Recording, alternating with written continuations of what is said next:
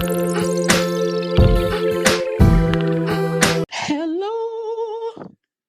Hello. Hello. We are here. We made it through the day. By the glory of God.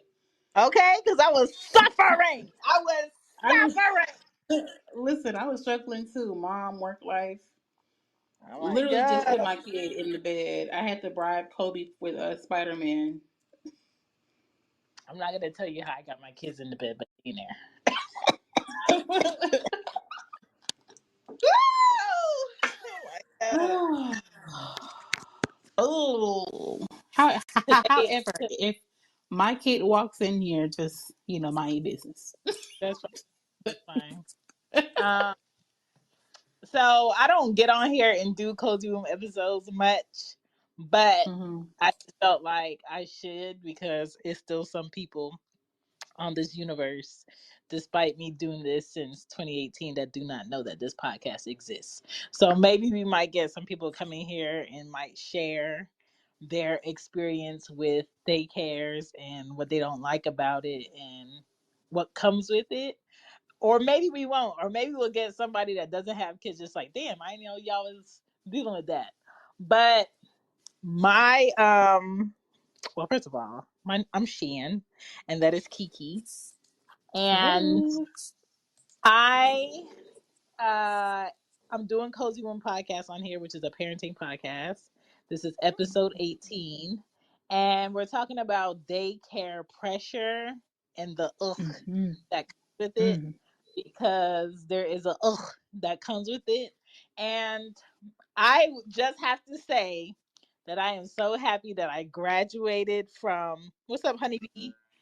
I am so happy that I graduated from daycare time, Mm-hmm. because it seems like the price of daycare has tripled since the girls Mm-hmm. have been in daycare. And I feel so horrible about parents who, one, might be doing it by themselves, two, might Mm-hmm. have both be doing it together, and because both of their incomes look like their gross is what they're bringing in, when they're not bringing in their gross, they're bringing in their net. They're Mm-hmm. struggling to make those fucking payments at these daycares. And when it comes to your child being sick and you still have to make that daycare payment, Mm-hmm. it is so Yep. wicked, which is why so many daycares keep popping up, because it's guaranteed business. People are going to keep screwing each other. People are not going to put on condoms. Diapers are going to sell off the shelves, even though they're $40 a pack. And people got to go to work. Everybody is not remote. Everybody doesn't have the helpmate to be able to stay at home with the kid versus both of y'all go to work. Right. What Oh, you just say? I said then. Yeah. Oh, Nope. and in some cases, it's more beneficial if somebody quits their job and stays home and watches the Mm-hmm. kids versus both of y'all go to work, because what you're going to pay out doesn't make any sense. The Mm-hmm. scheduling doesn't make any sense. The having to get off at 5 o'clock, and the time that you have to pick them up at 6 o'clock, or every minute you're late, they're going to start charging $1, doesn't make any sense, right? Mm-hmm.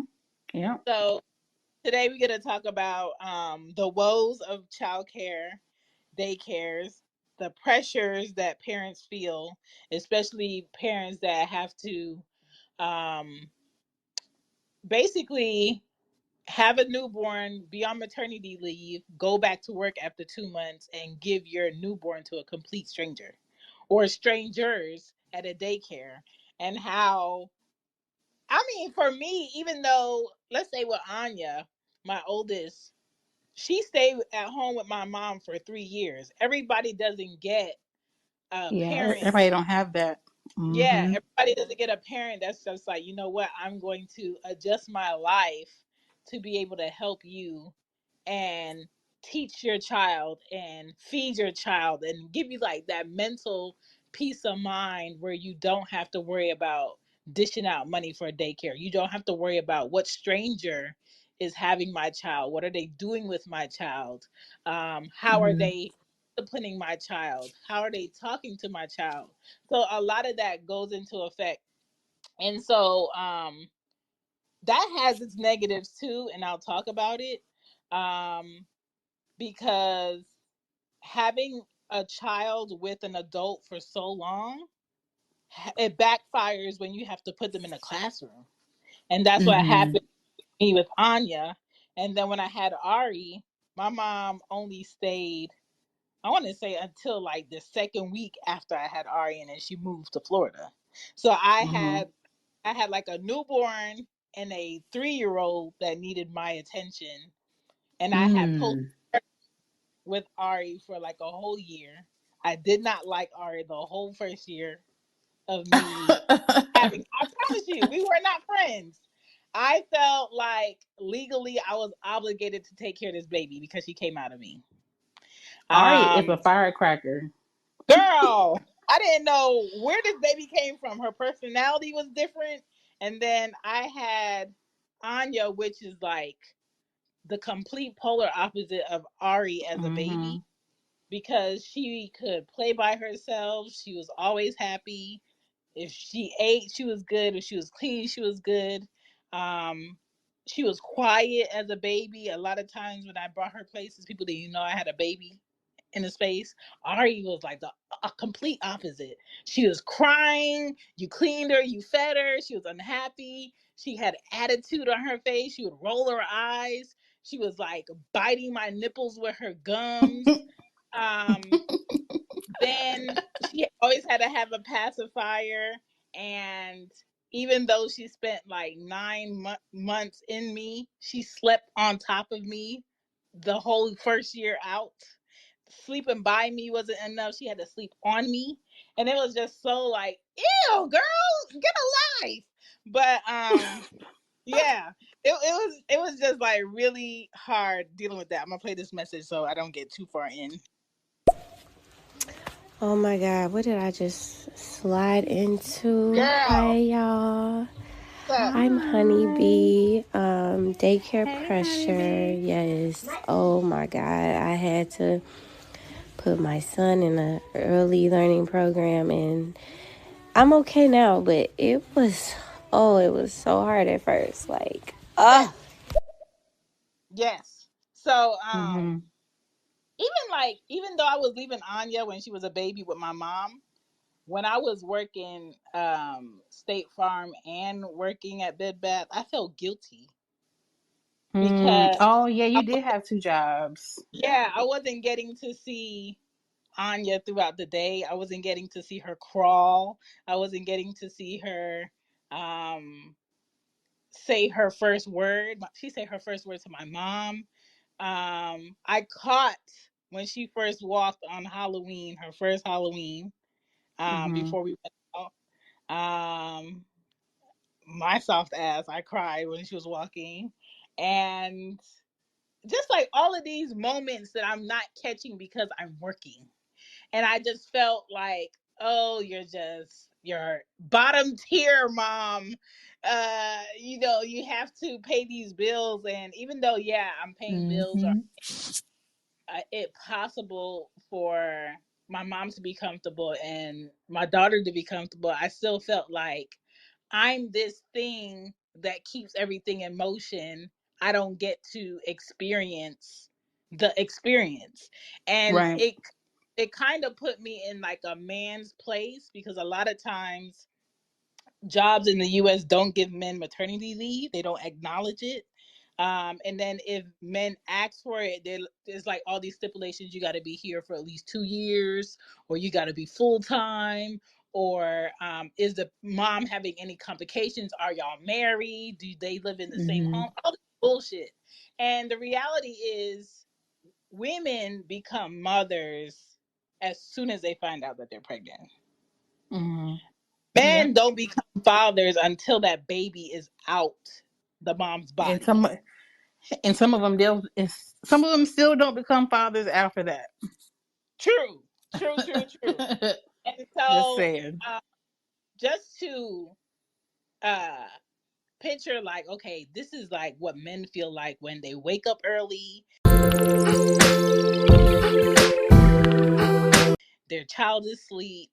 Um, I'm gonna let her come. I'm gonna let her come up. They wake up early. What's up, honeybee? They wake up early. Their child is asleep. They don't get to hold them. They don't get to see them.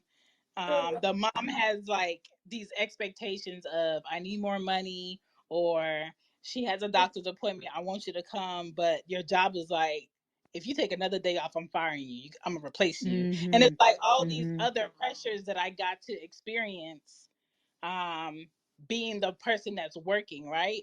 And so I didn't get to experience a baby having to be under like a sitter until my second daughter, Mm-hmm. because I actually had to interview babysitters to stay at the house with the girls because that was a cheaper Mm-hmm. route, and just pay somebody and set up cameras in my house. So when I had the Yeah. house in Atlanta, I set up cameras in the house, and I had this lady come to the house before I would leave for work and watch the girls, and I would periodically check on the camera with the girls. She was cool with the girls, but eventually she felt like the amount of hours that I'm here, if I was somewhere else, I could be making this amount of money. And so she, it's like she agreed to do it, and then eventually I think her boyfriend at the time was talking to her like, you spending too much time there to just be getting this at the end of the week. You need to get more money.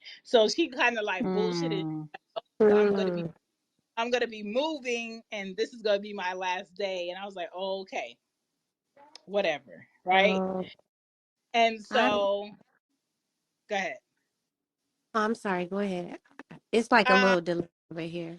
So it's like a yeah, little delay. So sorry if I it step on happens you. sometimes on here. Sorry.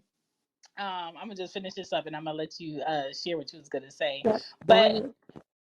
just just like having the pressure of having to pay the bills, having to be at work, having to make sure your babies are safe, having to make sure that you're here on time, having to make sure that you spend some time with them throughout the day before they go to sleep, and then having like 2 hours left for you, it will drive you insane to keep Leave it repeating be that. me. Yes, Yeah. exactly. See, and that's why I don't know if I can have more than one. I don't know I'm if I can. I'm I don't know right if I can do that.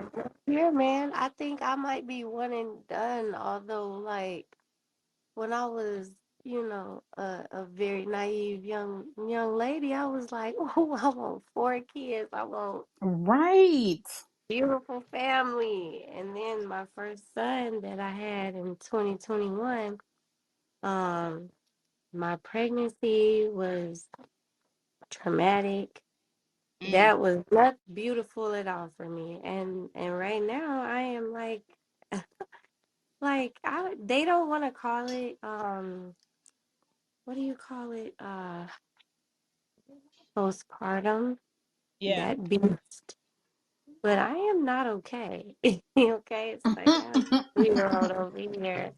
And just to give you like a little bit of a contrast, you were the worker. Meanwhile, I was the non-worker. So I stayed off for 2 years with my baby. Yeah. And I just recently started working. Right, I know, right? And no income, no house of my own, nothing to call my own, like just being under other people's roofs. Like it is hard. It is hard over here. Mhm. And the daycare having to worry about is they gonna be trying to touch like man, Yeah. it's hard. You don't want to think that, right? But it goes through your head all day. Like, are they gonna like try to do like man? Yeah. Oh, Yeah. Mm. I'm gonna play these two messages. I'm the one you wanted. Come and sit with me. Girl. Hey, ladies. Shalom. Hope you're doing well. My daughter, she's 2 years old. She just entered preschool, and her mom was a stay-at-home mom, and yeah, just watching them too. That was rough. we have a 5-year-old as well, 5-year-old boy, and she was stay-at-home mom then as well, and just like having to create activities all the time, having to make sure they're not on the TV all the time, having their own brain, having to make sure that they're fed, and all that. That like,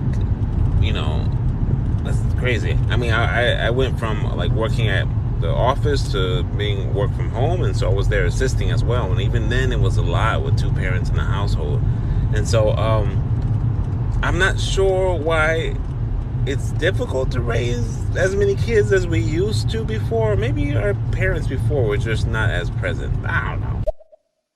Okay, I so I think the parents before us were didn't do what they like. We have a whole lot to unlearn, pretty much.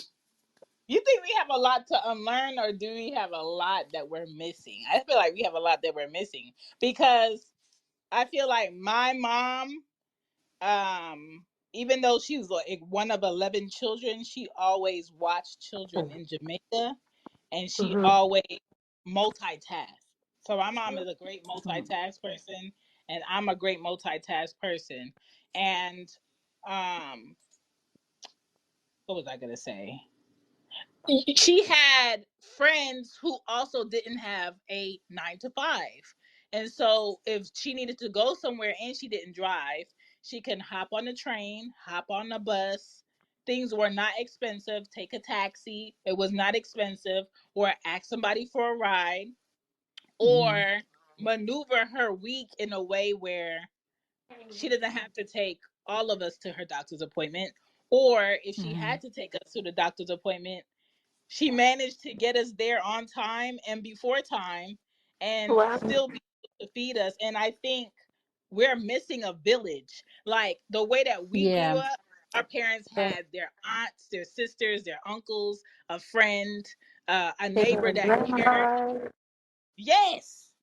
You know what I'm saying? mamas.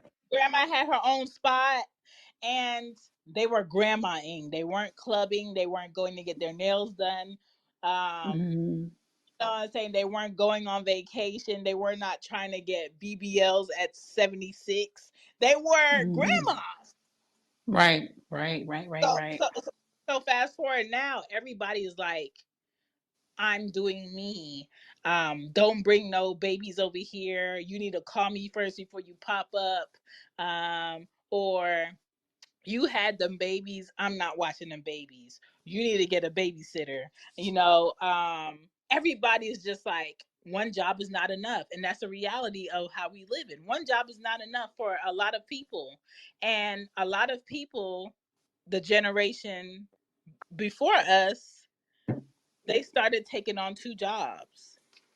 Before it was like you had a job and a side hustle. Now people got 2 jobs and maybe a side hustle, and it's still not enough. And so a lot of times kids end up at home raising themselves. Or you Mm-hmm. hear about a lot of people taking their kids to work and having them Yep. park car parking lot because daycare is super expensive. And when I'm talking about that, I did my research on like some major cities. So you really have to ask yourself, can you afford more than 20K a year going to daycare?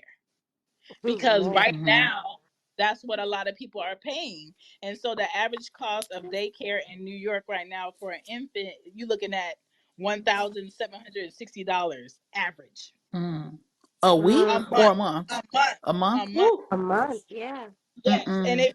if you go if your child goes to like a Montessori school, that's like you paying Mm-hmm. for college. It's like you Yeah. start paying for college for like a school or a daycare for your child to go to, and they're not even open the full hours of someone working a regular 9 to 5. And then Mm-hmm. for toddlers in New York, the average cost, you're looking at $1,365 per month. For a Mm-hmm. And Montessori. yeah, for no, just for like a regular daycare. Oh, Yep. okay. So Montessori schools are way more expensive. Way more. Me looking in Georgia, I remember one year I was just curious. I was like, what's the average cost for like a 5-year old to go? And some of them started off at 26,000. Hmm. But I had my son started out in a Montessori school. Yeah. Now, luckily for me, my prices wasn't that much. I mean, even now, like he's 3, and I pay under 1,000 a month for him. So thankfully, it's not too crazy. Yeah. But I can't say it's cheap. And that's where, like when they were hitting you up saying like, is he in pull-ups or is he in briefs? A lot of Mm-hmm. daycare, they pressure parents to pay more money if your child is not potty trained, Right. Mm-hmm. Right. because it's Yep. like they have more to do. And a lot of that was never a factor when we were little, having to be at aftercare or something. It was just like, you just take care of a child. Now it's kind of like Mm-hmm. they price everything. Oh, your child had an accident, you Oh, need don't to forget pay the for lunch. this.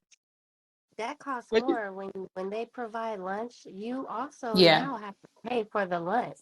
So if you That's want Mm-hmm. the crazy. provide lunch, they cost way more. I was looking at a Montessori school. They wanted 1020, but that's without the lunch. So I'm like, well, how much is it if I add on the lunch package? Oh, it'll be another $400. Wow. Oh, okay. Mm-mm. And that's why I was like, okay, I really can't afford that right now. And real quick, I came up here because I really, really was resonating with the title, and I just have so much going on. So I'm gonna continue listening. I might Okay. hop on, ladies. I'm so glad that I was able to join the panel for a spell. Um, but I'm very emotional mom. I'm sorry. Like this has resonated with me, and Oh. Mm-hmm. I really love to connect with other moms because I am a new mom and I am dealing Mm-hmm. with this a lot. Okay. And it just feels like motherhood is not beautiful, and I hate that I Mm-mm. feel that way. Girl. So I'm Like so glad you No. said that. like it's so beautiful and like you just in love with your kid. No, it is not like that. Yeah, it's Okay. it's it's So, not that way all the time. Mm-mm. right. I'm glad you said that because that's why I made Cozy Womb podcast. So this is a parenting podcast that I have like on any podcast platform since 2018. So if you go all the way the hell back, girl, the I reason love I it. made this podcast was because I felt like all the books for pregnancy. Oh, y'all talking about fantasy pregnancy. Let me tell y'all the real. The real is this shit is ugly. The real is every month of my pregnancies, I had a new symptom of some bullshit. Yeah. Um, that wasn't in the book, right? And so I wanted to make a parenting podcast that was really blunt and honest about this parenting stuff. And I talked about Mm-hmm. me having postpartum. So there's an episode in there about that. Um, so I would, if for you, go visit those episodes and see if something helps you, I will. because girl, it is ugly. It does get better, but it's waves. So you're gonna have waves of where you feel sure. You're gonna have waves of where you don't feel like you could do it. You're gonna have Mm, waves where you feel like you're insane. I talked about taking myself to therapy. As a mom, I talked about sometimes driving in my car and not realizing where I'm going. I'm just driving because yeah, I'm tired. you're zoned out and you're slacking sleep. I'm Yes, there. I'm there. yes, I'm a zombie. Like I feel like I'm on autopilot most times. yes. Mm. You have to Mm. figure out. I will say this. I don't know where you work, but most jobs have. I forgot what they call it.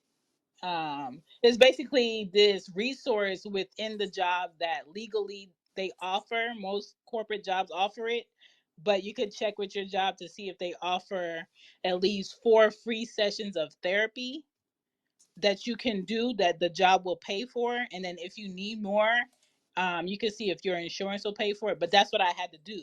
I had to go find a therapist. They let you, they give you like a list, and you could pick a therapist and you could go to them, whatever's convenient for you, and you can basically figure out how to deal with your shit. That's all a therapist does. They don't fix you. You're not gonna go in there 4 times and you're gonna be all cured. It's just someone listening to what's on your plate, teaching you how to prioritize what's on your plate so you can think through whatever you're dealing with so you can be a better human being. But that's what I had to do because I found myself being angry and frustrated, and my tone Mm-hmm. was coming it was coming out on the girls, and I'm just like, oh, this ain't got nothing to do with you, this is on the kid. Right.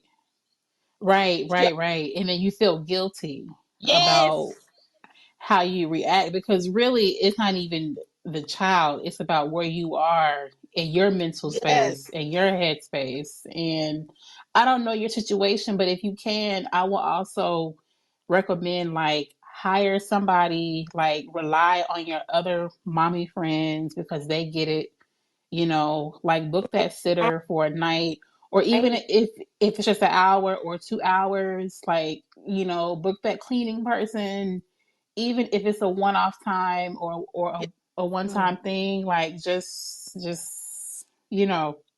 yeah, because it's rough. Like, It's rough. I'll just real quick, then I'm gonna hop off, y'all. Because I got my kid and he is over here driving me up a wall. So I am currently a substitute teacher. okay, However, before Oh, I and you deal with kids on a regular, girl, right you losing your mind.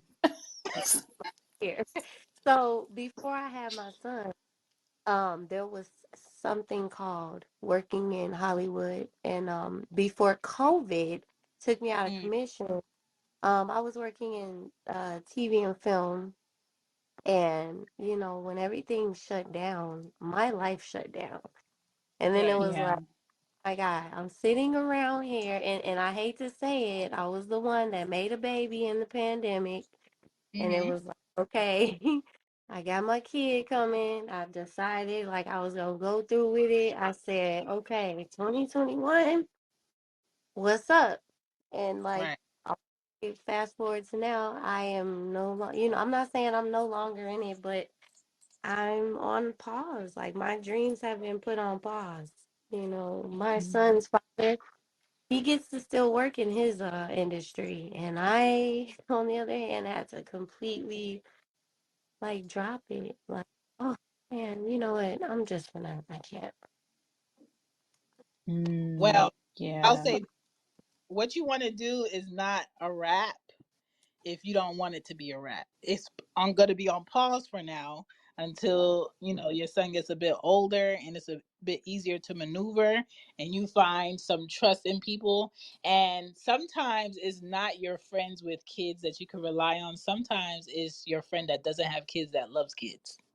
Because Mm-hmm. I have Yep. a few of those friends too who are very knowledgeable about kids, very great with kids, are willing Mm-hmm. to your house and have the kids give you some time, or if you want to pick up extra gigs on the weekend, they'll watch the Mm-hmm. kids. But you Mm-hmm. gotta it's not like Amazing. you gotta be victim in every space that you are just to see who's willing to help, but you gotta get to know people and see if Yep. there's a actual trust and friendship here. And can I maybe go to the park and see how you act around my kid, because I met so many great people that don't have kids that are great with my girls, and they like family to me now. Mm-hmm. And And to a lot, piggyback, yeah, yeah, yeah. And to good. piggyback off of that, I found that the people who don't have kids are the ones that enjoy watching your kids the most because they Yes, can give them back at the end of the day. yes, So they don't mind helping out. Yeah, yeah. So that's a good point. That's a good point. but I'm yeah, gonna. but you can listen. This whole episode is going to be up on here, and it's going to be on Cozy World posted. But I'm girl, so excited. When I was pregnant, all I listened to was pregnancy podcasts. I even yeah, did a podcast. I'm having a brain fog right now, but it was it's called Birthing in Color, I believe. It's okay, about mothers of, you know, um, I think it's called Birthing in Color. Oh God, I'm gonna have a brain fart. But I did a Look it up. postpartum interview with them, and it was Yeah. good to talk about it. But it was also like kind of like triggering to just go back down that memory lane because man, nothing was Mhm. cool about it. It was I almost died. Yeah. Like Yeah. how they treat black women is just despicable. Oh yeah, yeah. Like, And they it's like they think you're making it up. Like, girl, this Mhm. is I making it up. can't handle I it. remember there was a night with Ari where she was just screaming at the top of her lungs. She was clean, she was fed, she was warm. I gave her the pacifier. She didn't want it. I called her dad, and it was like 3 a.m. I said, I'm gonna put this girl in her car seat, and her bag is gonna be on the carport. Come get her. Yeah, yeah. It'd be like that. I'm just like, what It'd be is your like that. issue? Just go here with me, ladies. Allegedly, sometimes you see it in your head happening and you're like, I'm about to spaz. I have to walk away because I'm going Yeah, to throw. Mhm. It's like you're doing too much right now. And yeah, nobody, Yep. oh, take away the kid. Like, they're like, you're literally with your kid all day. Like, yeah. Mhm. Yep. And don't let anybody convince you that boys are easier because that's not true either. Ah! oh my That God. that that's not true either. And I hate when people say that because I feel like people who say that don't really raise boys. They just let boys do whatever. But they're not easier to raise. Definitely not. Mm. I mean, all See, I did, you can talk to Kiki about boys. I can't. I have girls. I have boy, I have one, I have a boy, but it's like my best friend has girls. She has two girls. And she's just like, okay, I'm clearly a mom girl. And I'm just like, okay, I don't know if I'll ever be another mom type deal, but it's like, I would like to have a kid. It's just a pressure about everything. Like, it is like really, when you're that friend that doesn't have a lot going on at that moment, it's Hmm. hard to be happy for your other friends who are getting married and having babies because you're like, I'm happy, I love you, you're my girl, but I'm just dealing with so much Hmm. to be there for you in that way. Like you kind of just, I've completely cut myself off from a lot of my friends, Hmm. um, but only because I'm just in a space where I'm just not, I don't trust a lot of, it's just a lot. Mhm. Well, I'll tell you this. Yeah. This is something people don't talk about either. When you have a baby, it's like you're meeting another layer of you haven't met yet, right? Mhm. And Mhm. to assume that that new layer of you is going to be cool with the people you know, it already is ignorant because you're trying to learn yourself. You're trying to learn this new human that came out of you, and you're trying to Mhm. adjust. And you're never the same person you were before you had a baby inside you. And so it's gonna Right. take if you Right. talk, you have to But what take time. who you were before you had the baby. You're like, I don't even know who I was before because I don't even know who I am now. Like, So okay, so for me, I was very solo. If I wanted to quit a job today, I'm gonna quit a job today knowing I could get three next week. Like that was my mindset. That was the life that I was living. If I wanted to leave Atlanta and live in New York next week, I'm packing up now and I'm gonna make it happen. Right? Me having a kid was like, you can't do that no more. You can't just quit a job just because you want to quit it. You got to have something else lined up, and it's not going to be something you enjoy. I haven't liked a job that I've had since 2010. mm, It is, Mm. it is 2024. And with that, if you dwell on not enjoying the job and feeling stuck and feeling like you can't do the thing that you really want to do, you're going to just be in this like ball of depression. But if you look at it like, Mm-hmm. okay, how can I pivot? So Right. you like being in film or anything to do with like, you know, Production. that Yeah. production, that creative side. Yeah. I would Google what's new in that industry, learn and update what you need to know in that industry, find people on your social media that are in that industry, talk to them, see what they're doing. Um, and then, even if you wanted to write about how you would want to do what you want to do in that industry once your time frees up, write about it. But you can't keep it in your mind just sitting, Mm-hmm. not Yeah. organized, wondering what if, what if, what if. So like That's right. yeah, I'm a creative person, so I had to figure out how can I be creative while doing a job that I hate and being a mom. So I didn't know what the hell a podcast was in 2017. Jack A, which is a friend of mine that we know, told me Mm-hmm. what podcasts were, and I started listening to the read, and that's how I discovered podcasts. So I was like, so I'm gonna just vent and I'm gonna just talk about parenting because can't nobody tell me I'm wrong because I'm a parent. And so that's how I started Mm-hmm. podcasting. What that helped me do is basically get my shit off, even if I didn't have somebody that could relate.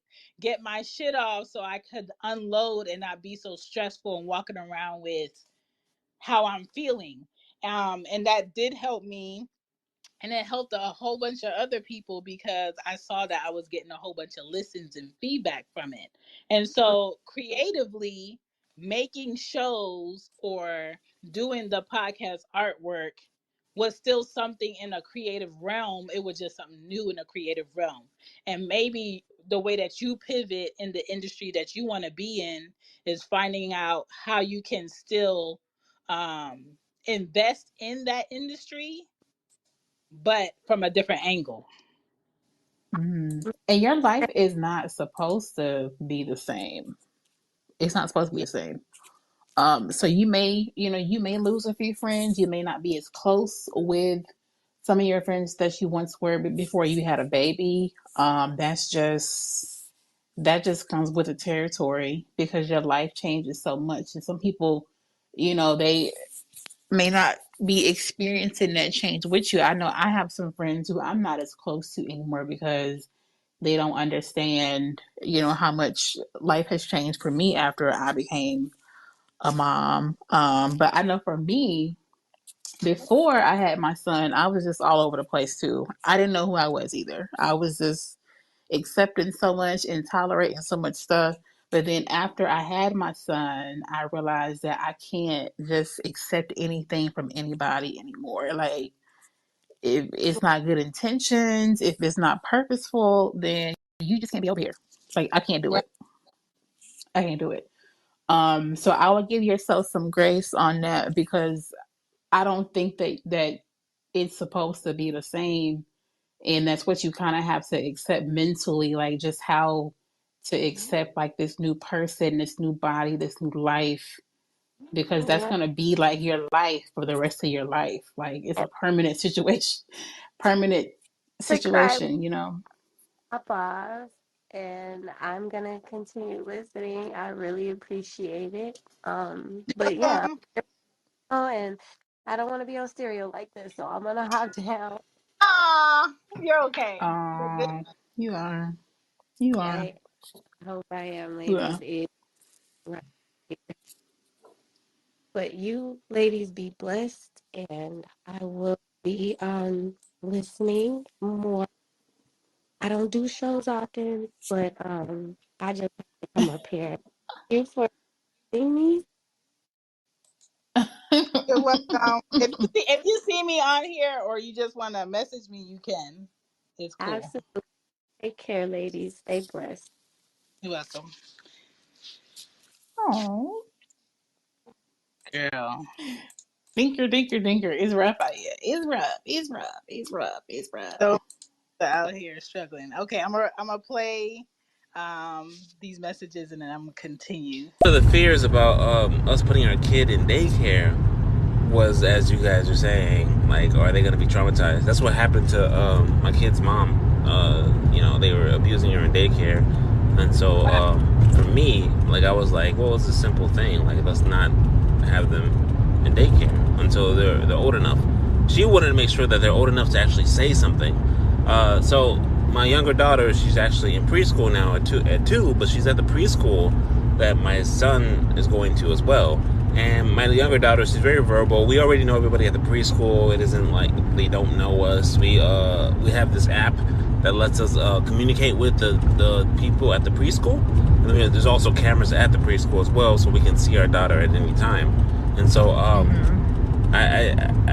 have that fear as well. I have the fear of my children being abused outside of my viewport, and then them coming back and not being able to tell me. That is a sincere fear. So. Yeah. Listen, And see, for a dad, that's different because I feel like for moms, we have that intuition. Like you just know when something's off about your kid. But my son sat at home with me for like, what, 18 months, 2 years right. before he went to school because I was against daycare too, but I feel like you have to find the right daycare. Like if you have to, you can go on the Department of Human Services for your state and see if they had any fines, any citations, any bad reports or like that, any license suspensions or whatever. You can see if they run background tests on their teachers and staff or whatever. And a lot of people don't ask those questions like Girl, what are like what are the demographics, like how often are your inspections, like let me that's tell you something. those are things that people should I tell ask. people all the time, read reviews, go in it, smell it. Is it clean? Are they following Yep, do a regulations? tour. Where's the parking? Do they have good lighting? What time will you be dropping them off? What time do they open? Talk to other parents. Ask about emergency protocol. Can you talk to the teachers? What are the payment options? What happens Mm-hmm. if a child has the flu and they can't come? Do you still have to pay? What happens if someone Mm. has pink eye? What's the procedure if someone has lice? What's the Mm-hmm. procedure if a child is biting? If a child is hitting? Um, if your child has to take certain creams or medicines at a certain time? I asked it all to the point Mm-hmm. where I have to know the owner on like a phone basis. Yep. Yep. You have to. You That, have to. that's what It's you so gotta be. much. Yeah. It's So so the much. whole Like point, ask all the questions. the whole point of daycare is basically care needed for adults who have kids that work a job where they can't take their kid to work. And if you work a corporate job that has a daycare on the premises, kudos to fucking you, because Yeah. the company that I work for, that Kiki once worked for, also only has daycare options at their main headquarters, which Mm-hmm. is so insane to me that these people have bought three buildings, sold them, and still don't find that maybe our employees here that are parents would benefit off of having daycare here set up. Yeah, and these companies don't. I don't know. It's like they don't be taking it into consideration the children, and I don't know if it's because these are like male-owned companies, and they don't get it or they don't care. Um, I think they but don't it's care. yeah, You know what I'm they can't saying? care. And for me, I'm very blunt, and I'm just like, hey, the only reason why y'all call me and I agreed to come back is because this was a work from home position. Then y'all made it Mm-hmm. hybrid, and Mm-hmm. the only reason why it's okay for me, one, because the girls are older and I can have my brothers or my nephews pick them up from school, which is like 4 minutes from his place. But if I had to hire some stranger to come get my kids off the bus and come in my house and be in here until I get home, I can't work this job. Mm-hmm. Y'all don't pay me enough. Yeah. No, I'm with you. And that's the I'm with you. reality of the thing. Because I'm gonna just finish this daycare chart for Georgia. The cost for an infant, the average cost for daycare is you looking at $711 per month average, depending on the daycare. For a toddler, you looking at $609 per month. In Florida, it's $740 per month for an infant. California, you're looking at $1,412 per month for an infant. Texas, you look Mm, at $813 per month for an infant. When it comes to toddlers in California, you're looking at $880 per week. I mean, per month for a toddler. And so you look at these prices and you just like, we can't afford to have a kid. mm-mm. Which baffles me because I don't know how these politicians are just like, oh, this generation is not having kids enough. They can't afford it. They can't afford it. Yeah. And then you want to push like children up on us because you trying to, get your future capitalism set. But it's like you're not even trying to help us accommodate to like take care of them. You know what I mean? And that's what I couldn't understand with this whole bill for, them being against abortions. They don't want women to have abortions. But once a woman has a baby, when she can't even support herself, y'all not even looking to give her any type of government assistance.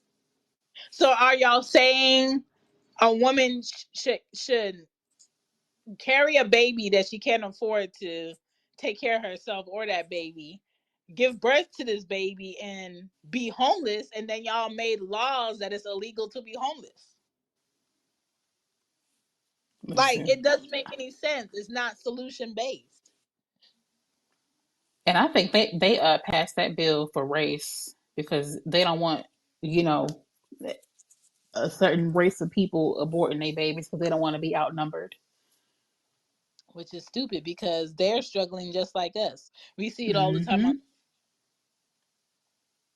The Yep. average hours that people need a daycare open is sometimes 5 a.m.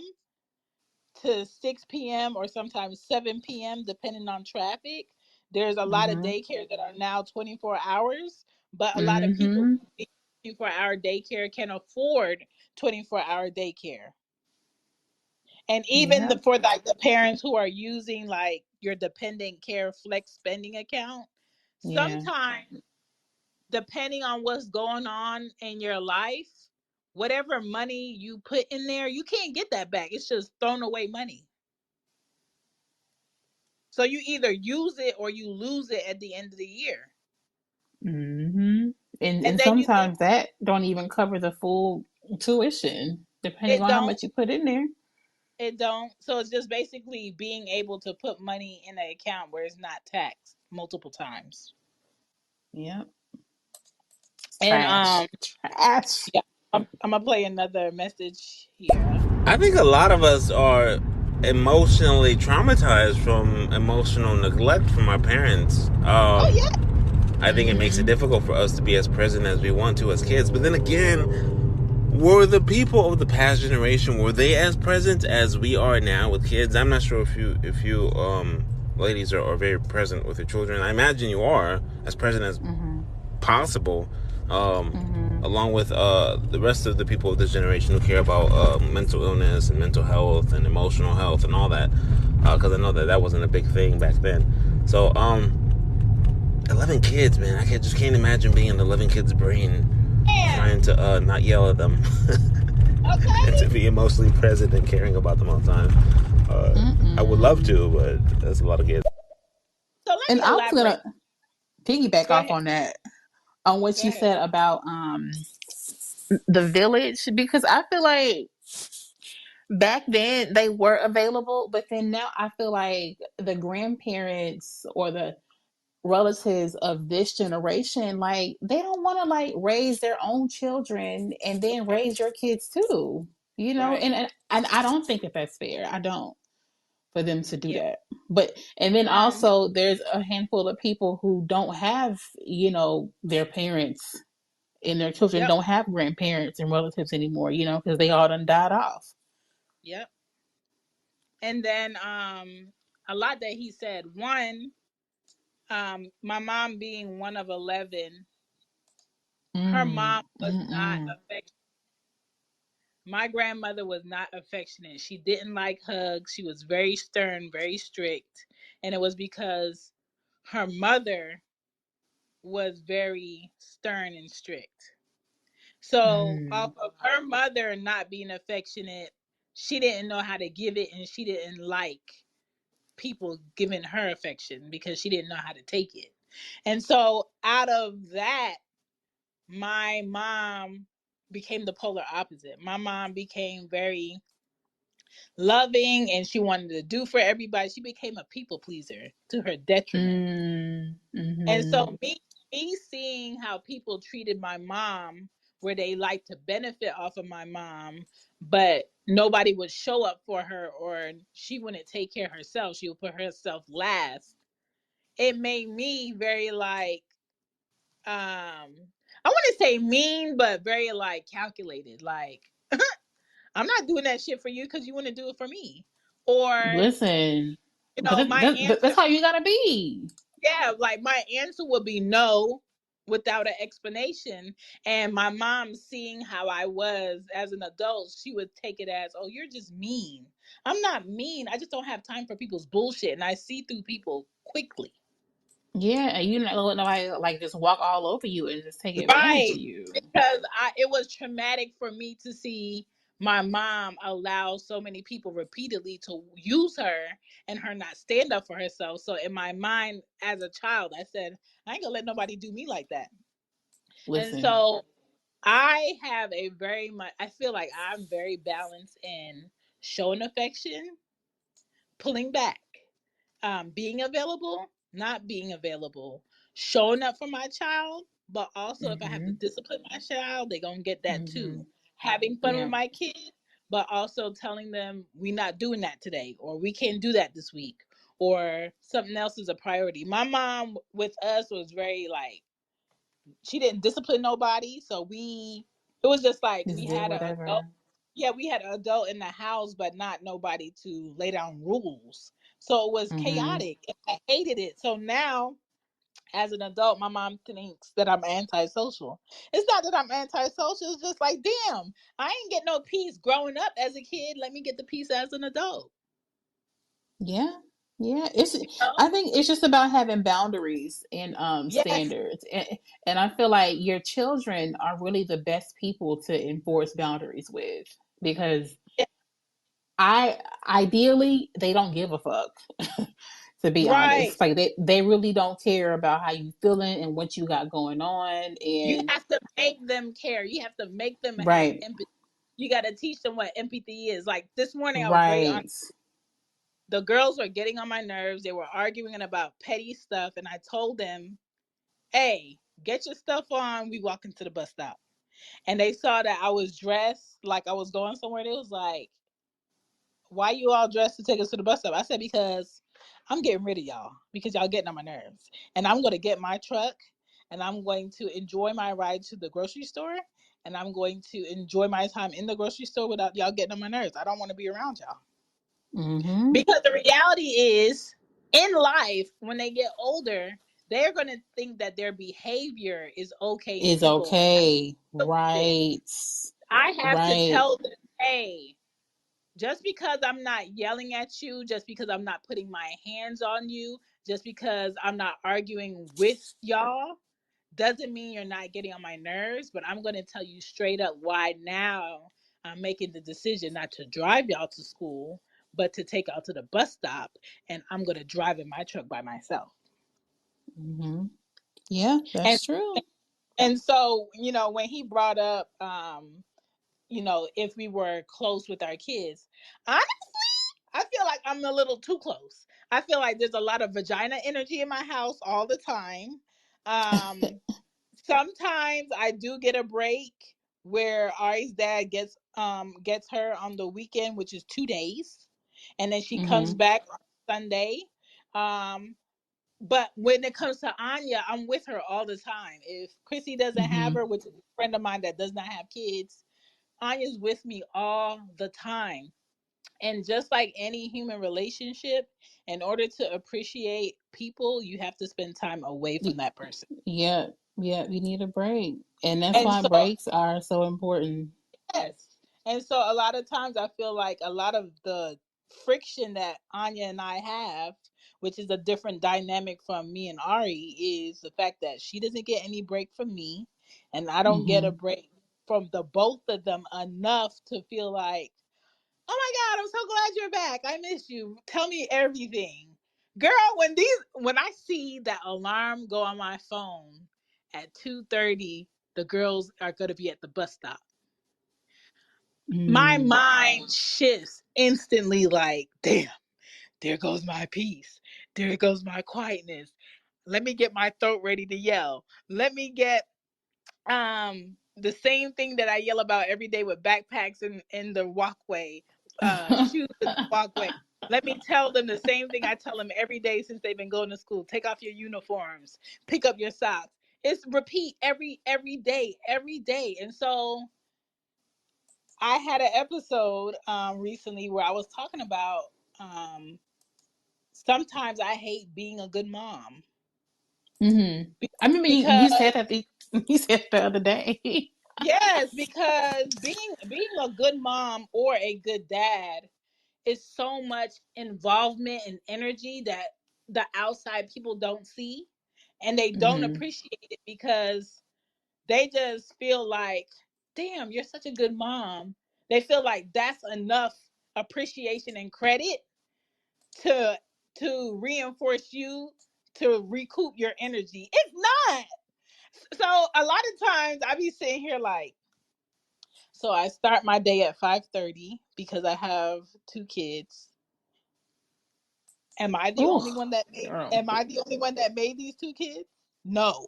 But am I the only one that has to get up at 5:30 for two kids and get them ready and feed them and pack their lunches and make sure they have everything and sign papers and get them to school safely? Yes, I'm the only one. And I just think about how lopsided it is that they have fathers that never have to deal with the wake up, never have to Mhm. deal with arguments, never have to deal with the fact that they're standing in the bathroom not doing anything, never have to really fathom why you always yelling. If you Mhm. spent a week in my house, I promise you, you would understand why I'm always yelling. My mom, I swear to God, I talk to my mom twice a day since if from the time that I was legally allowed to not be in my mom's vision, I talk to this lady twice a day, every day. Right Mm. now that she's Mhm. in Florida and I know that she's safe and she's comfortable, it's a little bit less, but I talk to her at least 3 times a week. Right. My mom came the last time and she spent a year at my house. Within the week, she said, now I understand why your mom be yelling. Now I understand why y'all be getting in trouble. Because y'all don't listen. She just told you to do X. Mhm. She just asked you to pick this up. She shouldn't have to ask you every day to pick this up.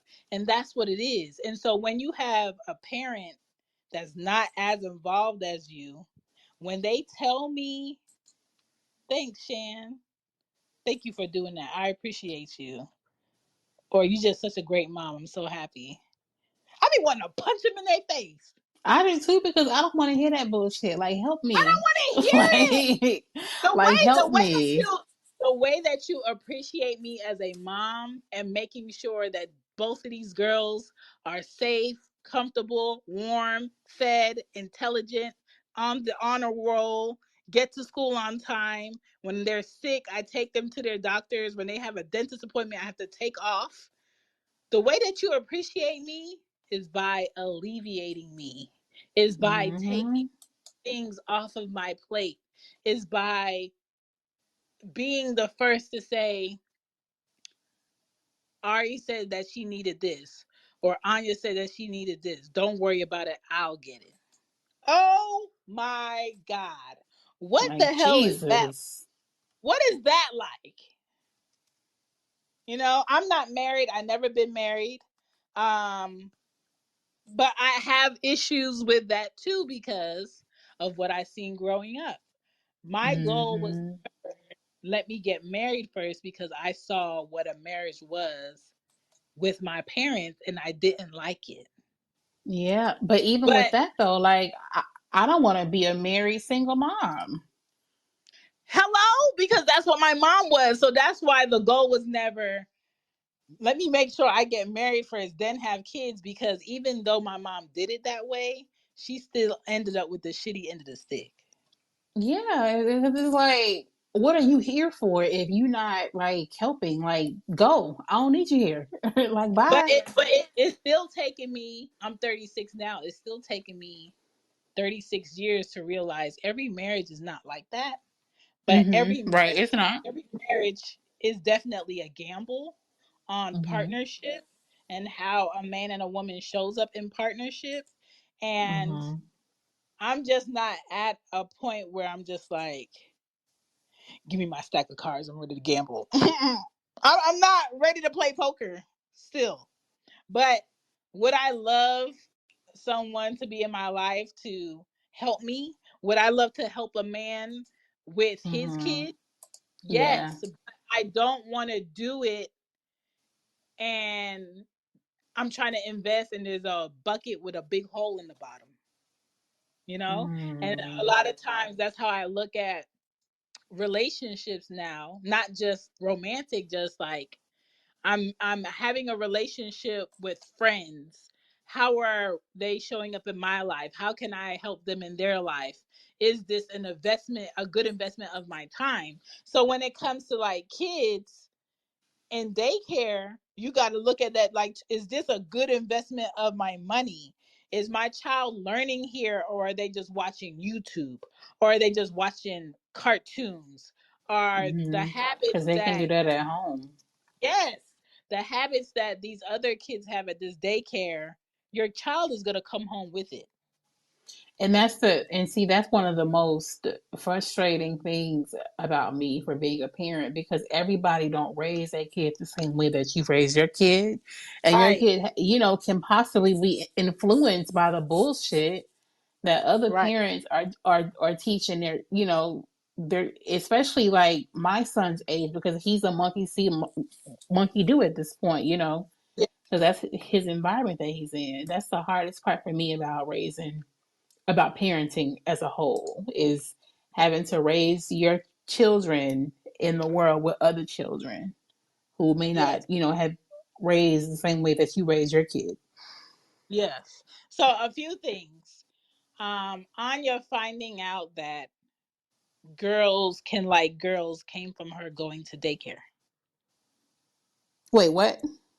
Yes. Say it again. So Anya finding out that girls can like girls when she was 6 came from her being in aftercare at a daycare that both of them went to, from another child around her age because she had a mom that was a lesbian.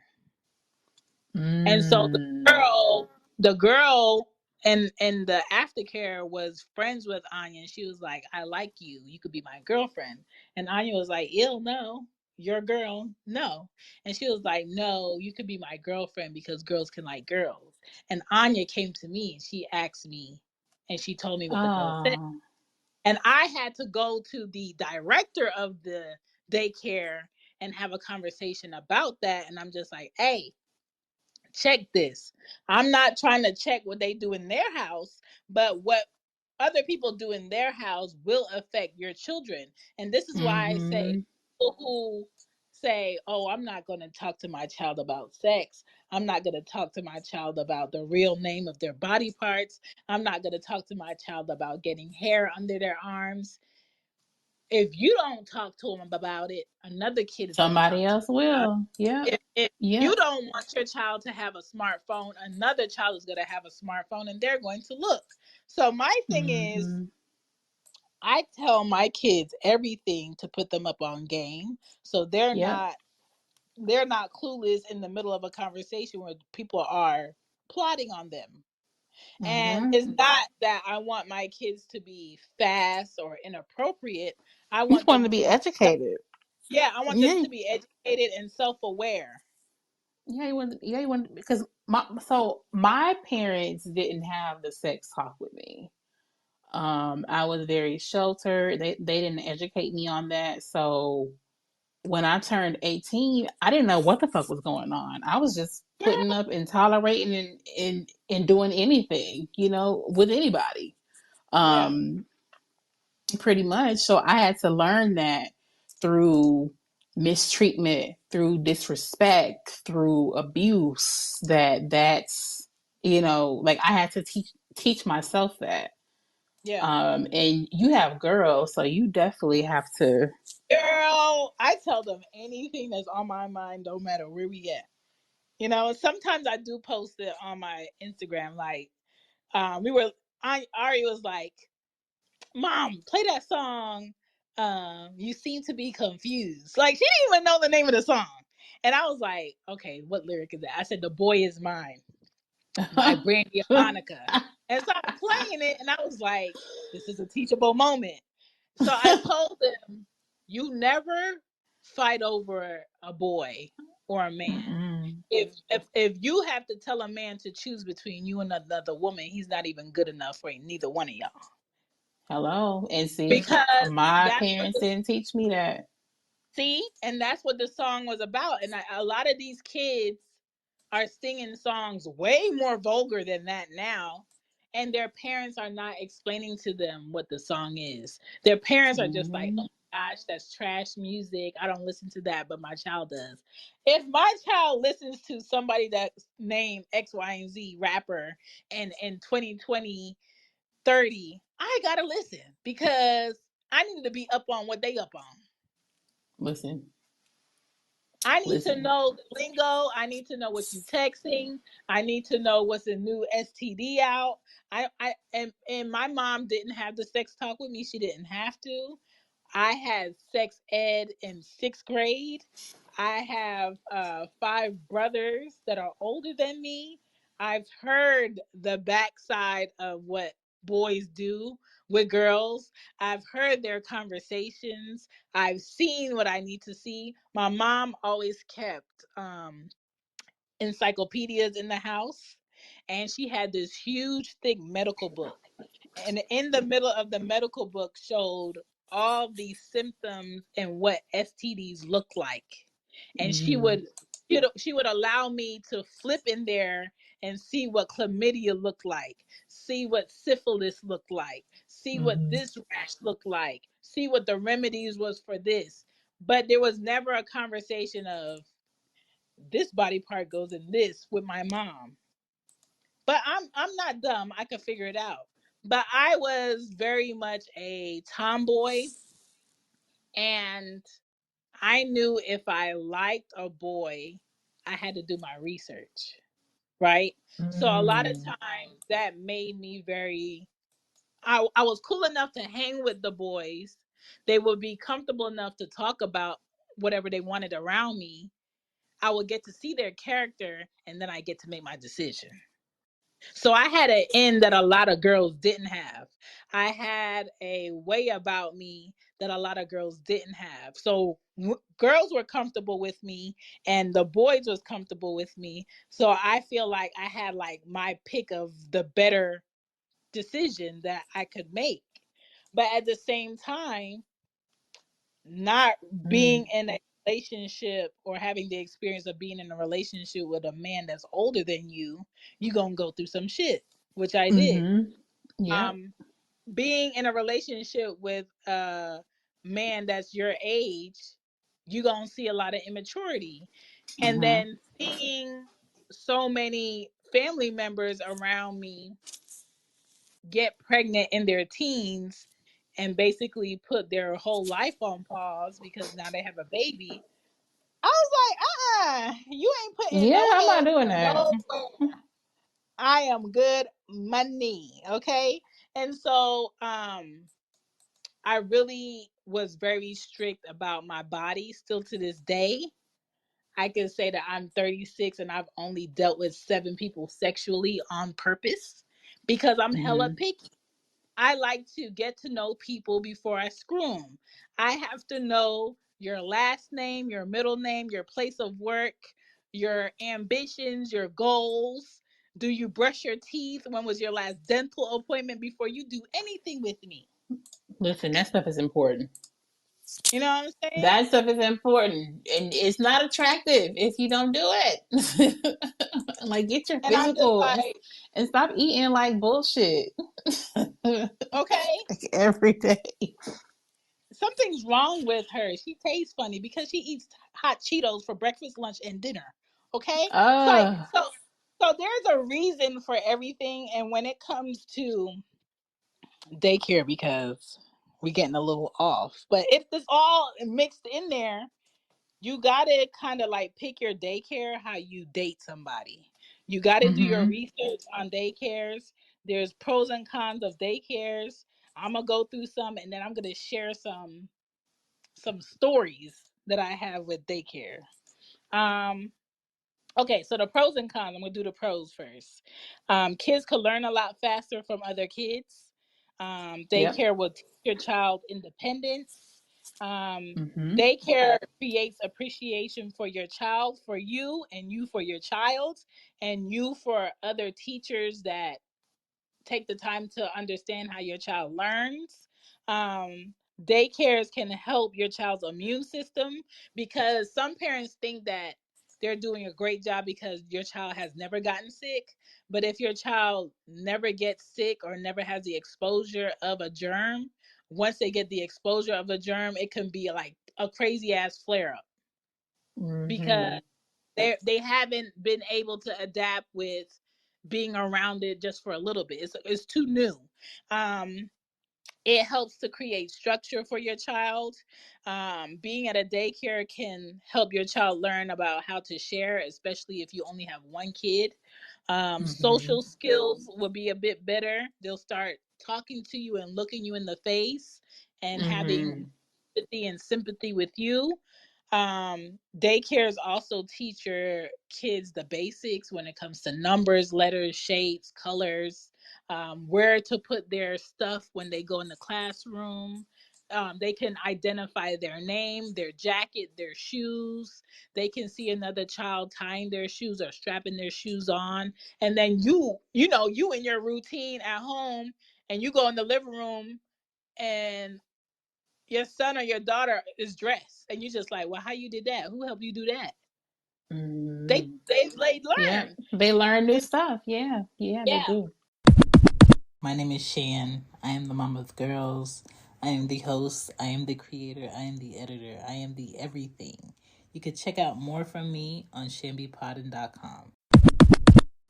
The communication with your child gets better when they're around a whole bunch of other kids that communicate differently and they start to pick up on stuff.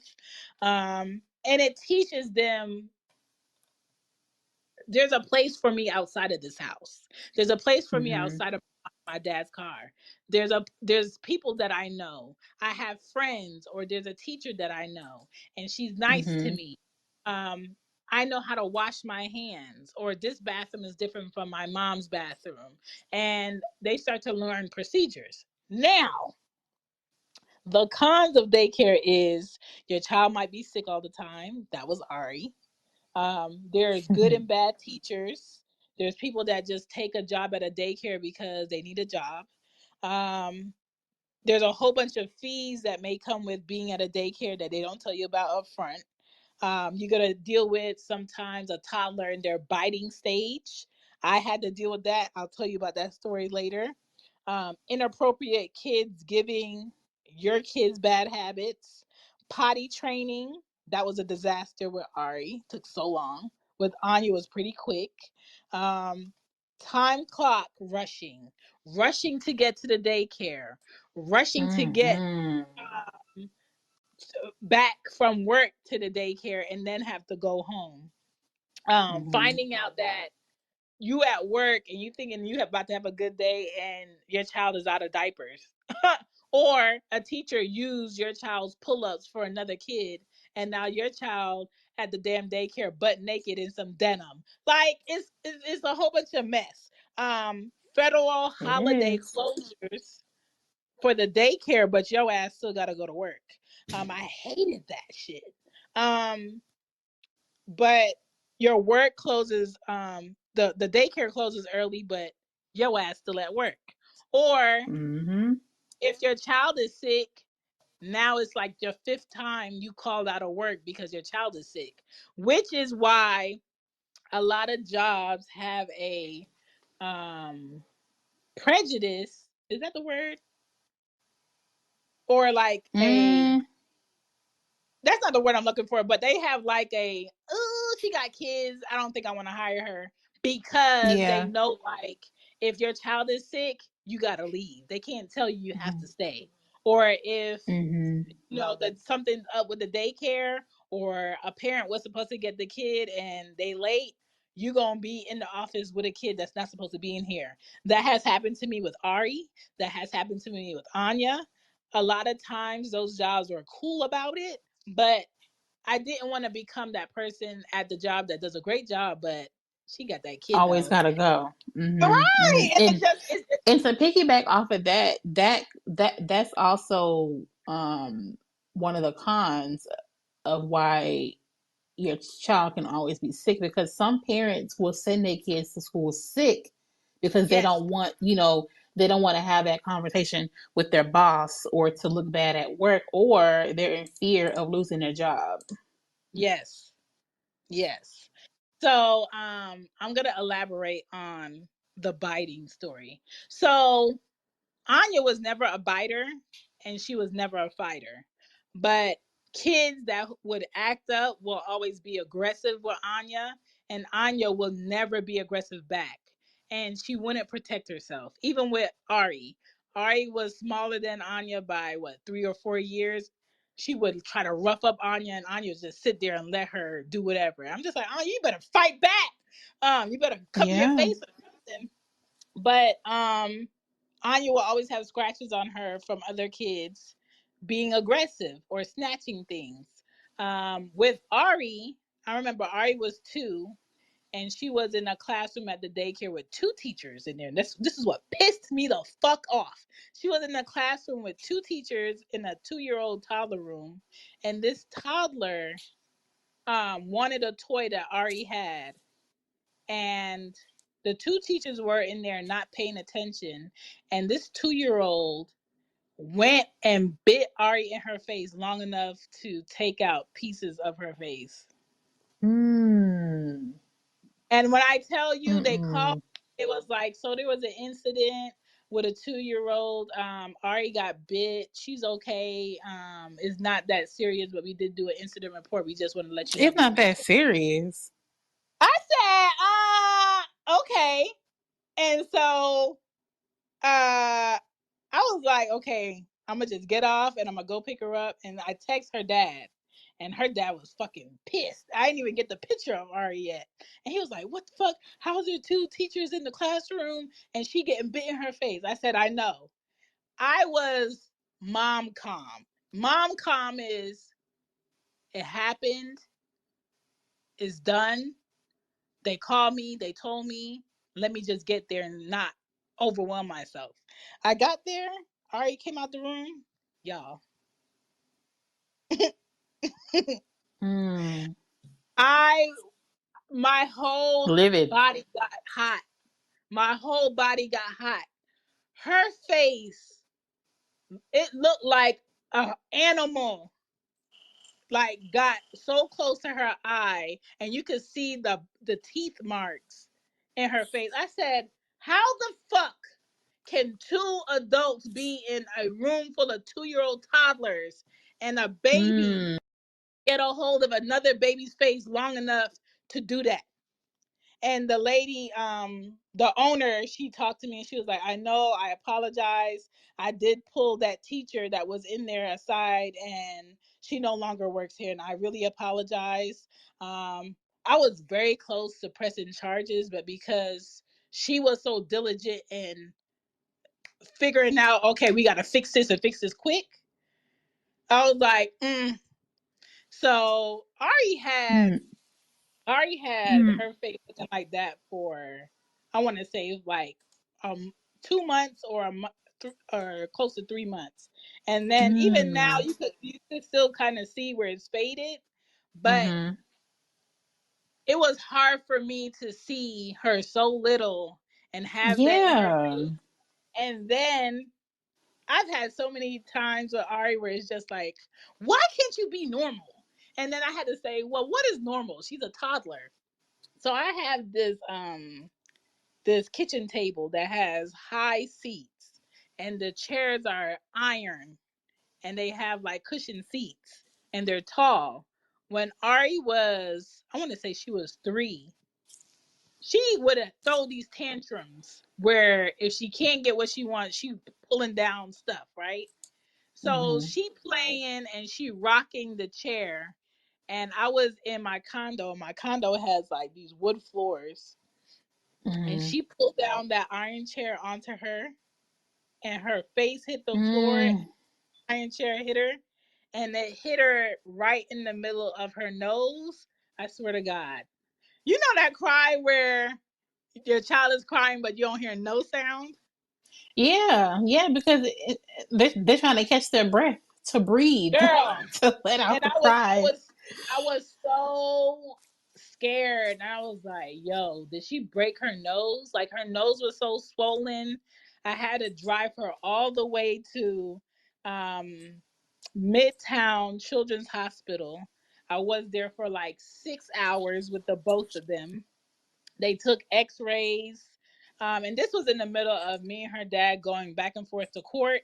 So I had to tell him so he didn't feel like, oh, I'm gonna use this for her in Against court. you. Yeah. Yeah, or Mm-hmm. she's abusing the kids. And I was in there. Thankfully, her nose wasn't broken, but it was swollen, and she just was like a busted, encrusted toddler. And I just had to realize, like, okay, this is a kid that's gonna be in some shit. Your older kid, girl, that's a unicorn, okay?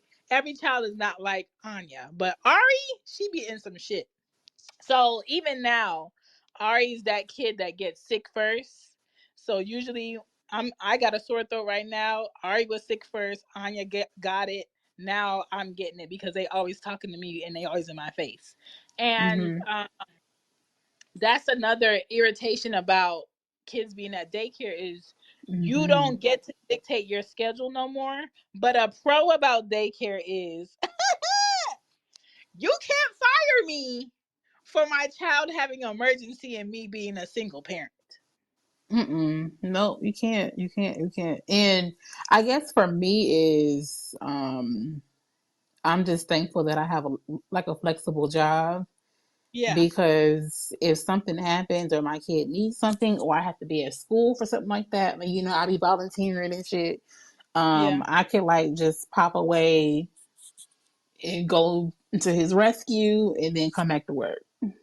yeah, And I understand that everybody don't have that kind of flexibility. Um, so I'm just glad that I do. But Kobe is the last kid to get there in the morning, and he's the first one to go and pick up. Because I don't want him there like all day, like a full 9-10 hour yes. day. You feel guilty. Yeah, you do, and it's like, and I'm just like it's not enough learning and social interaction in the world. And this is the Like, other thing too. You cannot allow anybody else to be your child's first teacher. yeah, you have to reinforce the learning at home. The mom has to be your child's first teacher, and the dad has to be your child's first teacher, because you Hmm. don't want the world teaching your child completely wrong and then you having to help your child unlearn when they get home, because that's a lot to put on your plate. So what I did with Anya, Anya learned how to read at 3. She was spelling my name at 2. And what Hmm. helped her was me allowing her to be on my iPad and identify letters. So if you have an iPad, something that your child can have, it doesn't even have to be a child toy. Mm-hmm. The technology is not for adults. The technology of today is for the children, and you got to give it And to they them. know how to use it. Yes, so they can learn how to adapt faster. And so Anya learned how to read through being on the iPad and my mom reading to her and her writing and me not dictating how she wrote or me not dictating like how she colored or where she wanted to play. And I never talked to Anya like a baby. I never talked Mm-hmm. to Aria like a baby. I talked to them Yeah. like we've been friends for years. Mm-hmm. And That's how I so they talk to learn. my son. Yep. Yeah, they learn a lot of words early. They're very smart. They pick up on things, and you have to be really particular about who you have them around, also, because they will pick up their habits. They will pick up how they talk, and they will pick up their mannerisms, and they watch everything.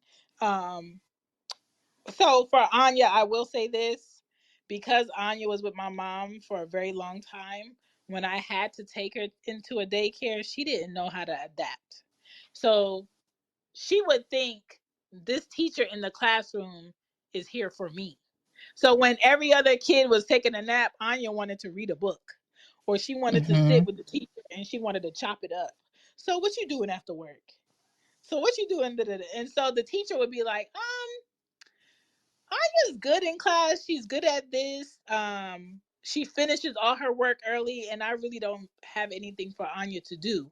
So I would end up having to buy like workbooks, give them for Anya so she could do it while everybody was napping, so she could stay put, or or tell them to give her a book. And Anya didn't know how to not be so clingy with adults to the point where they thought that it was a behavior issue. And Mm-hmm. um when they were like kind of trying to give Anya a new boundary of no, you can't sit over here with me, you have to sit on your mat, or the kids are doing this now, you got to go with the kids, you can't be in here chilling with me, I'm doing like a lesson plan. Anya would be like, why you like kind of like why you pushing me off, and they were taking it as, oh, she got a behavior problem, she don't listen.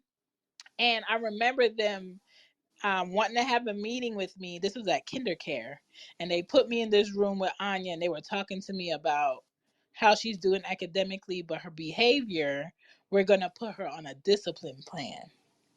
When you hear that shit and you know your child well enough to know like they don't have a behavior issue, get your child out of there.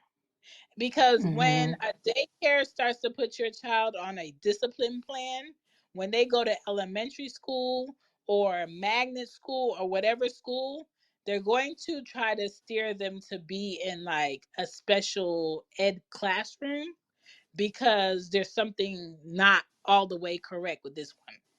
And so when you know your child's behavior is not negative, it's just they need to adjust, that's your time where you got to start looking for somewhere else for your child to be, because some places don't have the capacity to deal with 15 other kids in a classroom and the way that your child needs attention also. And so Mm-hmm. sometimes the school might be great, but it's not a good it's not a good relationship for your child, and you're going to have to Right. find a daycare for your child's behavior and how your child learns that Mm-hmm. has the bandwidth to manage what your child needs. So eventually Anya started to learn boundaries and like, this is what children do, you can't do this, there's a time that you can do this. And I eventually she mellowed out. But Ari, I didn't have that issue because Ari was learning how to share at a daycare. She was learning how to share at home. But the issue that I did have with Ari, which is what a lot of people don't talk about, is when you're co-parenting and the other parent may have kids, but they're a lot older. Your child Mm-hmm. is your child is treated like an only child, and they don't. It's kind of like everything you taught them at your house, they go to that other Goes out parent the house, window.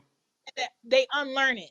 And so a lot of Mhm. my frustration with Ari growing up was every boundary I made or discipline I had in place, we cool. Ari come from her dad house, she's spazzing out for like 2 hours, or she's super emotional, or she just attacking Anya for every little thing, or you know, she's very distant. And that was her trying to adjust with the fact that this is my dad's house. I don't see him until this day.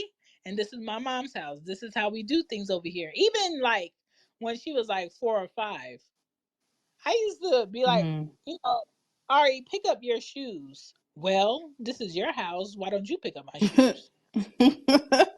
And just like, oh, and I have to check myself like, girl, we was about to fight. I was about to take you in the backyard. We was about to Vaseline it up. First of all, little girl, don't talk to me like that. And pick up your shoes. She was like, well, at my daddy's house, I don't have to do that. Yeah, but you ain't at your daddy's house, Pooh. I don't care. You're not just at your daddy's house. Come pick it up. And so eventually she understood like there's certain things that I can do at my dad's house that I can't do here. And Mhm. when your child goes to daycare, that's what they learn too. What I can do at home, what I can't do here.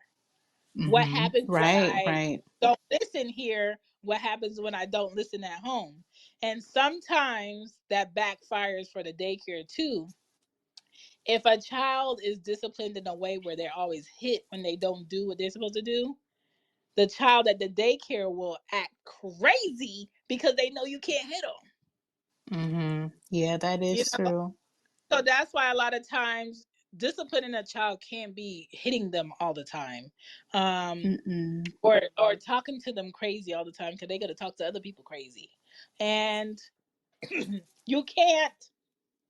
In 2024, it is not wise to keep putting your hands on your child It's not. because they And got a you know, daycare. it really doesn't do anything. It really don't do Girl, anything because they're gonna keep doing the same stuff. they're gonna keep doing the same stuff, and they're gonna build up a tolerance for Mhm. what it's about to feel like is what I'm doing worth it, or I'm about to make what I'm about to do worth it, or you hit on your child on a regular basis and your child is in pull-ups and that teacher has to take your child to the bathroom and they see spots. Obligation wise for a job, they got to report them spots. Right. Right. Even now on TikTok or Twitter, you post your kids or you're teasing your kids, or somebody got that little girl that's a bit bigger for her size, for her age. Somebody got the girl tummy tea, and someone reported Oh the yeah, I video. saw that. I saw that. I Someone saw that on reported the TikTok. video, and the lady got her kids removed. So, Yeah, and see, as people be parents, people. listen, as parents, you got to be mindful about what you post, how you treat your kids, what you do around your kids. We have a lot of younger parents now that think it's Mhm. cool to blow smoke that they're smoking in front of their kids, in front of babies, or have babies outside and whatever and have it on video. And my thing is, clearly there's something not. Listen to Kobe Yeah. whispering. I Kobe, told you. I told you he would walk in here. He would be in the and bed. he It's don't 10 o'clock. sound like he was sleeping. Kobe, It's why are ten you up? o'clock.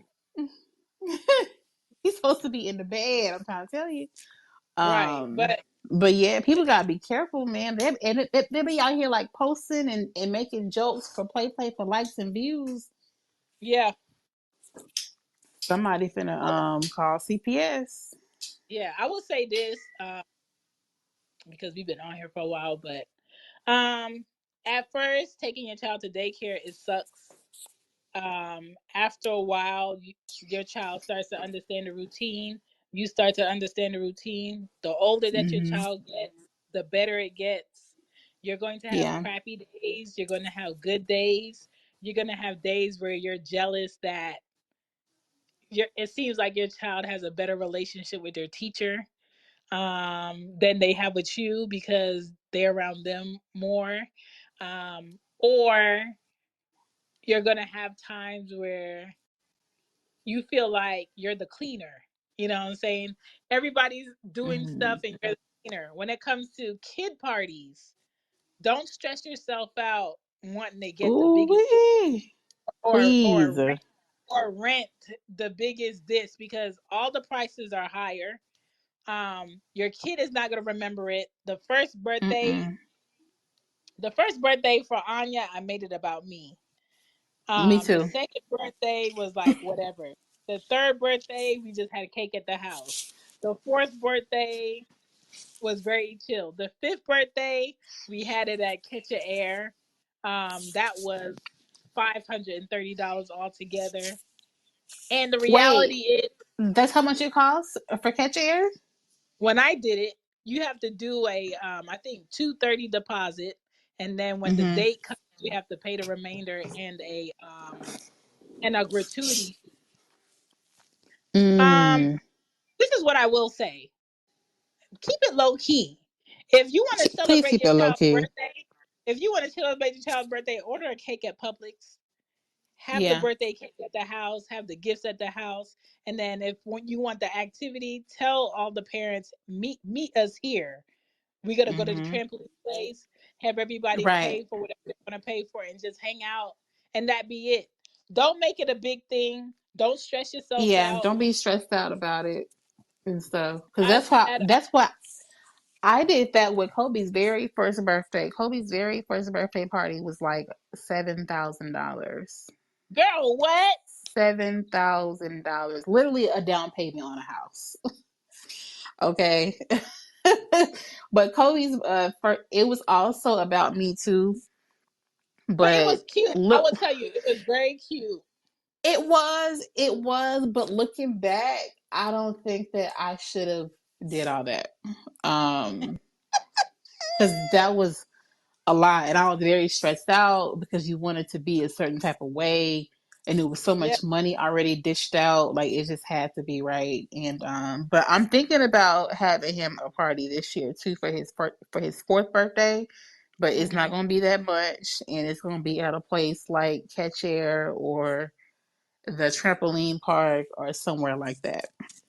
Yeah, that's what I'm saying. Like, I remember Ari's first birthday. I had it at Morgan Falls Park, and it was cold, I remember that. Yeah, yeah. and And it was raining. It raining. was raining. So we couldn't use the park, and we was under the bench thing, and the guy Hmm. couldn't turn on the fireplace, and it was Yeah. like it wasn't a disaster, but it could have been better. But it's just one of those things where I got tired of not being able to be in the moment with my kids and being Hmm. the person outskirts, getting the balloons, picking up the cake, making sure the food is, Yeah, like it's a making sure lot. this Like person it. has an address. Like I'm it just like, takes it's away the trash. celebration. Yeah. So now I'm just like, especially now that they have like more personality. Um, Yeah. one is one is 10 and the other one is 6. I'm just like, girls, give me a What list y'all of want what to you do? want. We could do whatever y'all want this weekend. And that's what it is. If people want to come, they could come, but I haven't thrown a birthday party since Yeah. Anya, no, since Ari's fifth birthday. Hmm. Yeah. Because Yeah. No, and I I get just it. don't see the point. You know what I'm saying? I don't And see I the get point in it. getting Yeah. the balloon. First of all, Anya's last birthday, I couldn't even get balloons because the world is out of helium. Fuck, are we out of helium? But I couldn't even get balloons because there was no helium delivered to a bunch of stores, right? And so a lot of places, you know, before it was cool where you can order balloons off of Amazon and then take them to a store and they blow them up. They don't even want to blow up other people's balloons no more because they're not getting the money. Um, Hmm. so it's just really like learn how to be in the moment with your kids and not Hmm. be on the outskirts of watching your kids enjoy other things and you like, damn, I'm depleted in my money, I'm depleted in my time, I'm not in none of these Right. pictures, I don't look happy, I look a hot mess. But my baby was cute. My baby had fun. Everybody that came had fun. People got party treats, and you Yeah. just don't do it. And so when it comes to And then daycare, what? I don't like the pressure of having to like entertain people. Me And it's like, either. okay, y'all here. So it's like it's on me to find like games and music. And it's like, I don't know, like y'all grown. Like do what the fuck you want to do. Like leave me alone. Like I don't care. Yeah. Um like I hate that about having parties and stuff too, especially when it's at your house. Like you just like you have to do everything and I just Yeah. don't. And what's important is the cake, your child Mhm. having people around them that they care about and that care about Right. them. Gifts Right. that they like, laughs, music, them playing, Mhm. and then over it. You know what I'm saying? Is Yeah. done. Yeah. Yeah. And Kids are so simple. yeah, don't sweat it. Don't overthink it. I reuse birthday bags all the goddamn time. And Mhm. the trickery about being a mom or dad is you don't wait until the birthday to buy shit. You buy shit all throughout the year when you have extra money, and you just hide it in the house. And that's why when Christmas rolls around, I have no idea what to get Kobe. Because I don't wait for like special occasions or birthdays or when he, has or when something good happens or Christmas to buy him like Yeah. nice stuff or anything that I just want him to have. You know, Yeah. like you just buy it like whenever you see it. But every year Christmas, I don't know what to buy him. Girl, just buy stuff and hide it in the house. And then just you don't stress yourself. And then when this is another thing, enjoy the years when your child doesn't have an opinion. Boy, Mhm. we was in dollar stores, we was at grocery stores buying stuff. If you give your child $20, they think they got 200. It really don't matter, you know what Mhm. I'm saying? Experience, Mhm. um but when it comes to daycares, it's a small time in your child's life. Um, Yeah. you have Yep. time. I know right now it sucks because you just feel like you're a machine and all your money is going here, all your money is going Mhm. there, and you don't really get like a breather. You feel like you're in water and you're just treading to make sure you don't drown. Yeah. Hopefully And then for those parents that go beyond daycare, because when you get into real school, some people still got to pay private school tuition. girl, And that's couldn't do that it. that's a whole different situation. Couldn't do it. Couldn't do it. And I'm gonna tell um. you this too.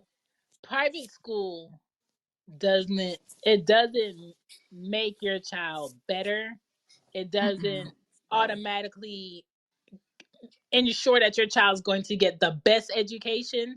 Learning It how your doesn't. child learning how your child learns and takes in information is better than going for the best schools or getting them on the list or doing X, Y, Yeah. and Z. Traveling with your child and exposing them to different cultures Mm-hmm. is way Yes. is way better of a teacher than anything else.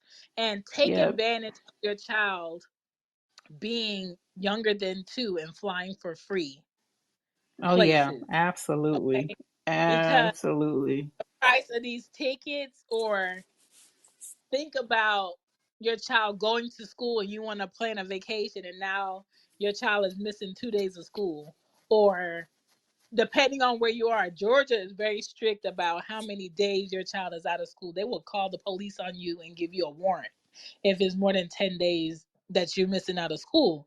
When I was in Philly, they wasn't doing none of that. I had a cousin that missed Oh 64 yeah. school, and it was like, just pass her because she's That's horrible. because You know Philly what is Philly. I'm saying? Okay. So just be mindful of that. And when it comes to this daycare stuff, your child doesn't have to be at the daycare that they're at. Be mindful of the Hmm. fee. Check with your state to see what you may qualify for with your And income. volunteer. Yes. They do Volunteer go if you by can. Yeah. they do go by gross pay and not your net.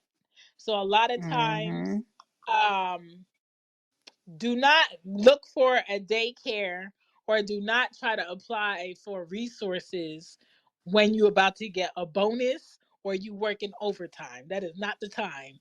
The time to do that is when your paycheck is looking very much bare and basic, and where your paycheck is about 3 checks, you might qualify for the state to pay for your daycare. Also, just because your job offers um insurance, health insurance for your kids and you, do not put your children on your goddamn health insurance if the state pays for children's insurance for free.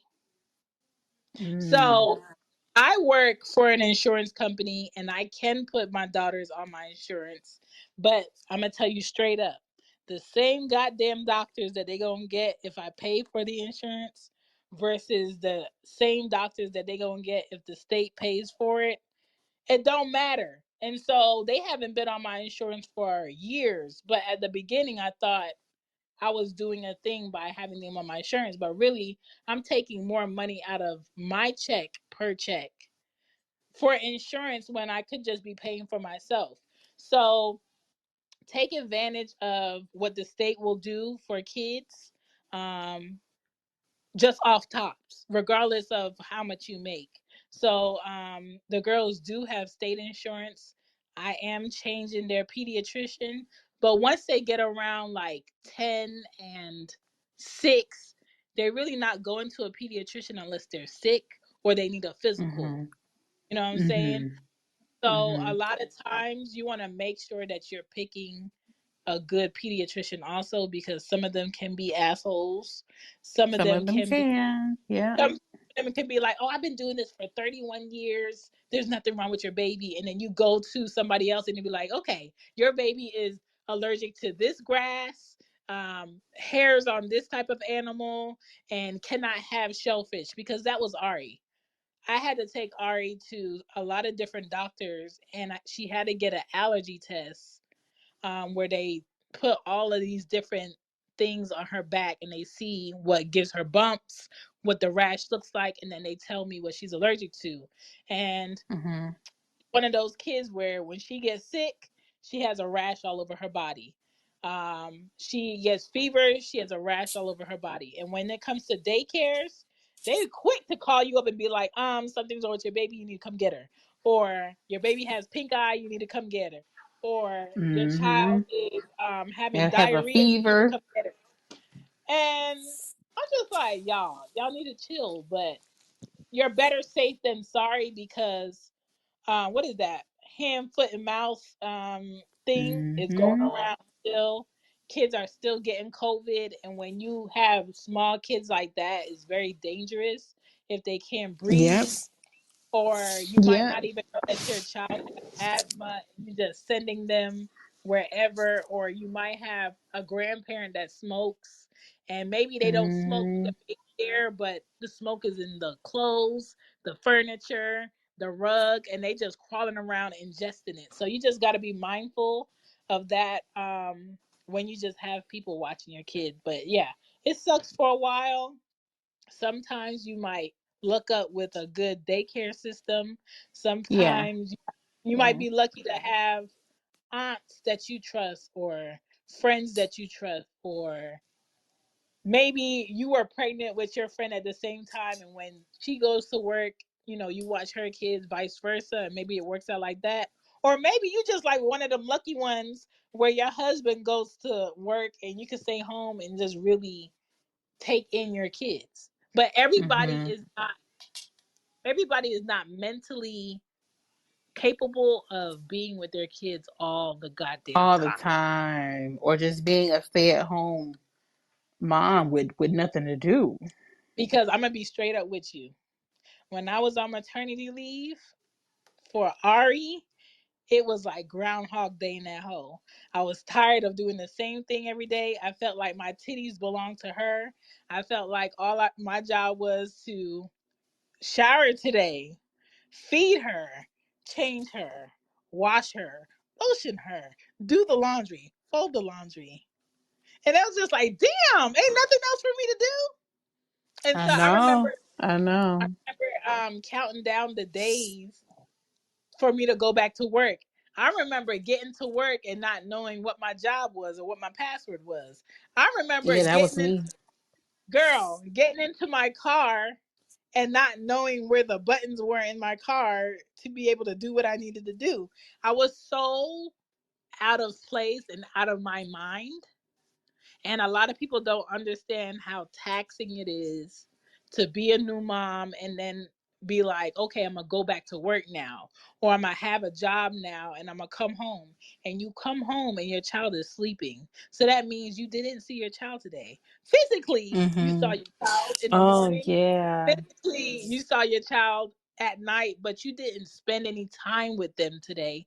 And day in and day out, and just seeing that your lifestyle is stealing time away from your kid is very fucking depressing. Yeah, and see, I don't know if I can handle that. Like Yeah, I've never had a day like where I don't see cause well unless he was with his dad, but as far as like during the week, like I done worked all day and then coming home, like I never had a day like that, yeah. and It gets, hopefully I don't have one. yeah. I hated those days, but they're over. These suckers are in here sleeping, snoozing away, and I'm paying all the bills. They're my broke friends.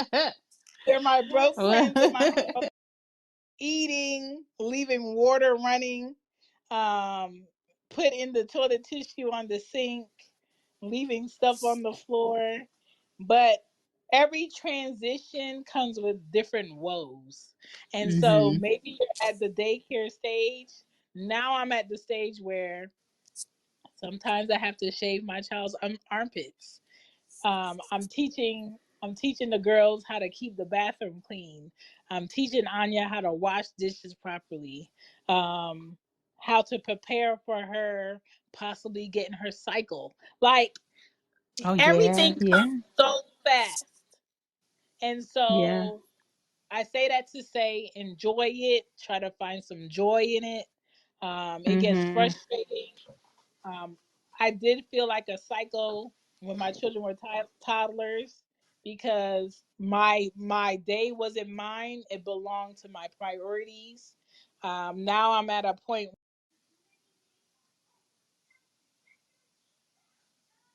I can balance out my weekends because I was working a job that required me to be there on a Saturday for 8 fucking hours.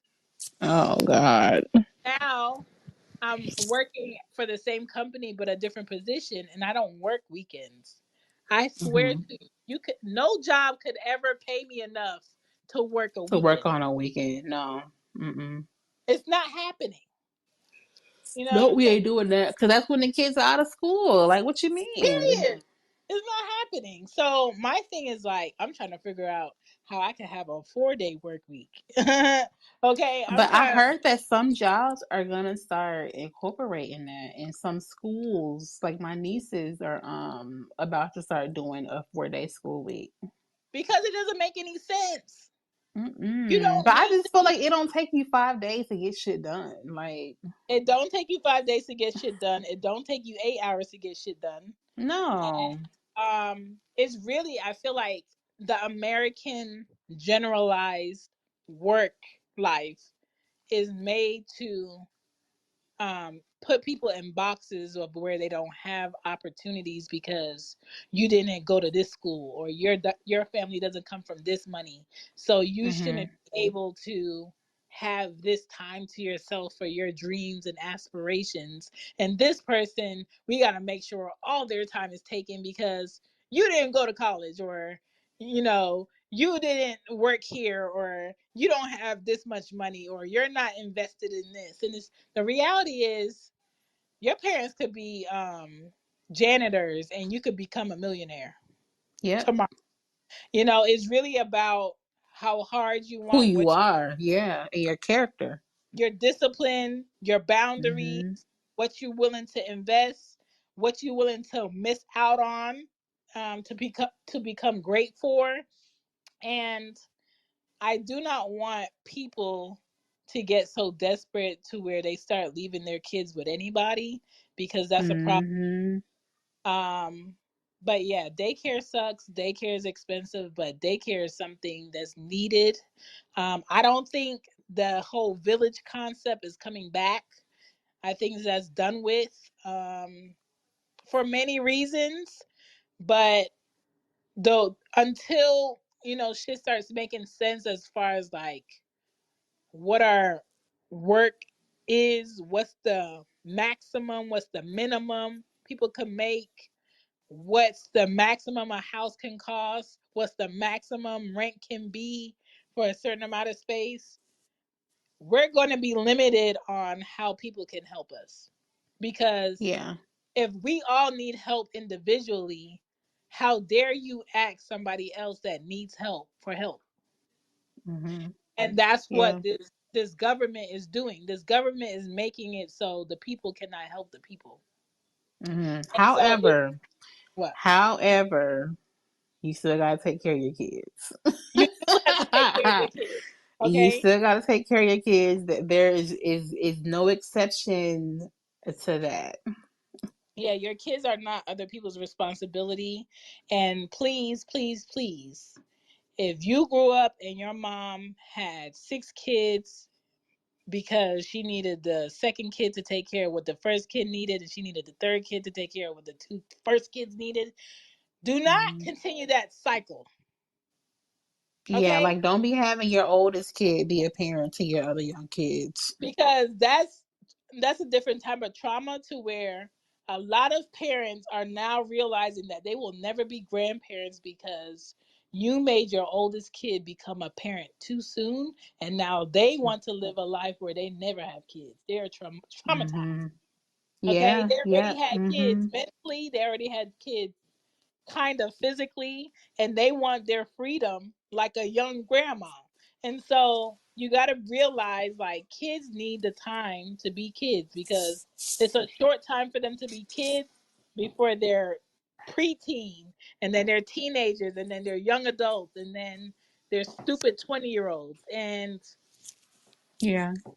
you got to give them the room, you know what I'm saying? Yeah, to be a kid. And please do not live through your kid. Just because you like baseball doesn't mean your son is gonna like baseball. Just because you play basketball Hmm. doesn't mean your daughter's gonna play basketball. Even though Anya's tall as shit, she is not athletic. She is very lazy. So I can't be like, Anya, Hmm. you have to play basketball, or Anya, you have to play volleyball, Hmm. or Anya, you have to play soccer Yeah. because your legs are long. Maybe she wants to Hmm. dig in the dirt. I gotta allow her to dig in the dirt. Yep. Gotta let your kids gravitate to what they want to do. Yeah. So I'm gonna play these two messages and then be done.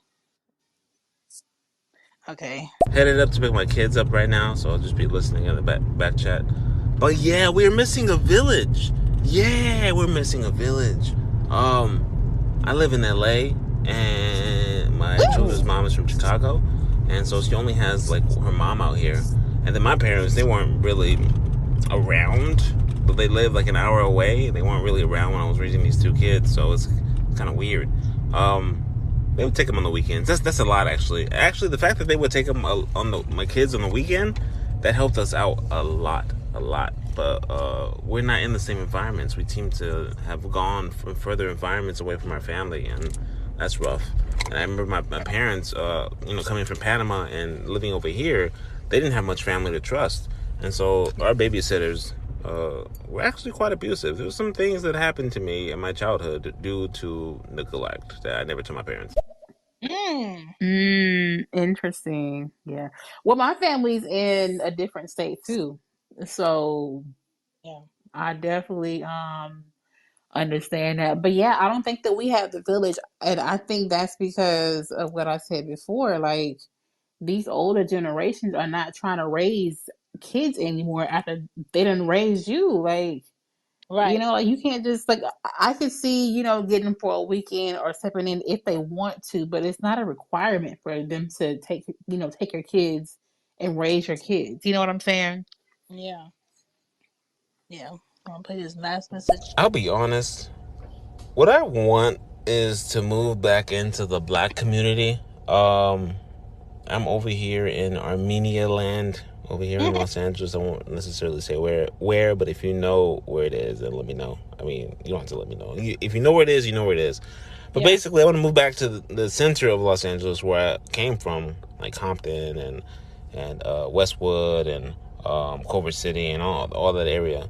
Um, because that's where I felt more at home. Like I had family and Mm-hmm. friends that look like me that I can trust, and we can build that Mm-hmm. bond.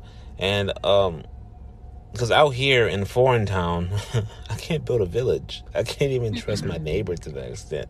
There's a lot of Yeah. anti-blackness that is riddled in all of us, and especially in them. But if I'm closer to black people, then I'm hoping there's less anti-blackness. But at least I can build some trust with them, especially with my kids. Yep. Um. I feel that. I feel that too because my neighbor across the street, and then I have the nanny or sitter across the street too. So I have two people literally across the street that will come here, or I can send my son there, to watch him, or they'll keep him. And sometimes they'll just offer, like mm, right across the street. that's good. It's hard. Um. But I feel like now, because I lived in a neighborhood where it was majority black people, and I wasn't comfortable. You know what I'm Ooh. saying? Because Hmm.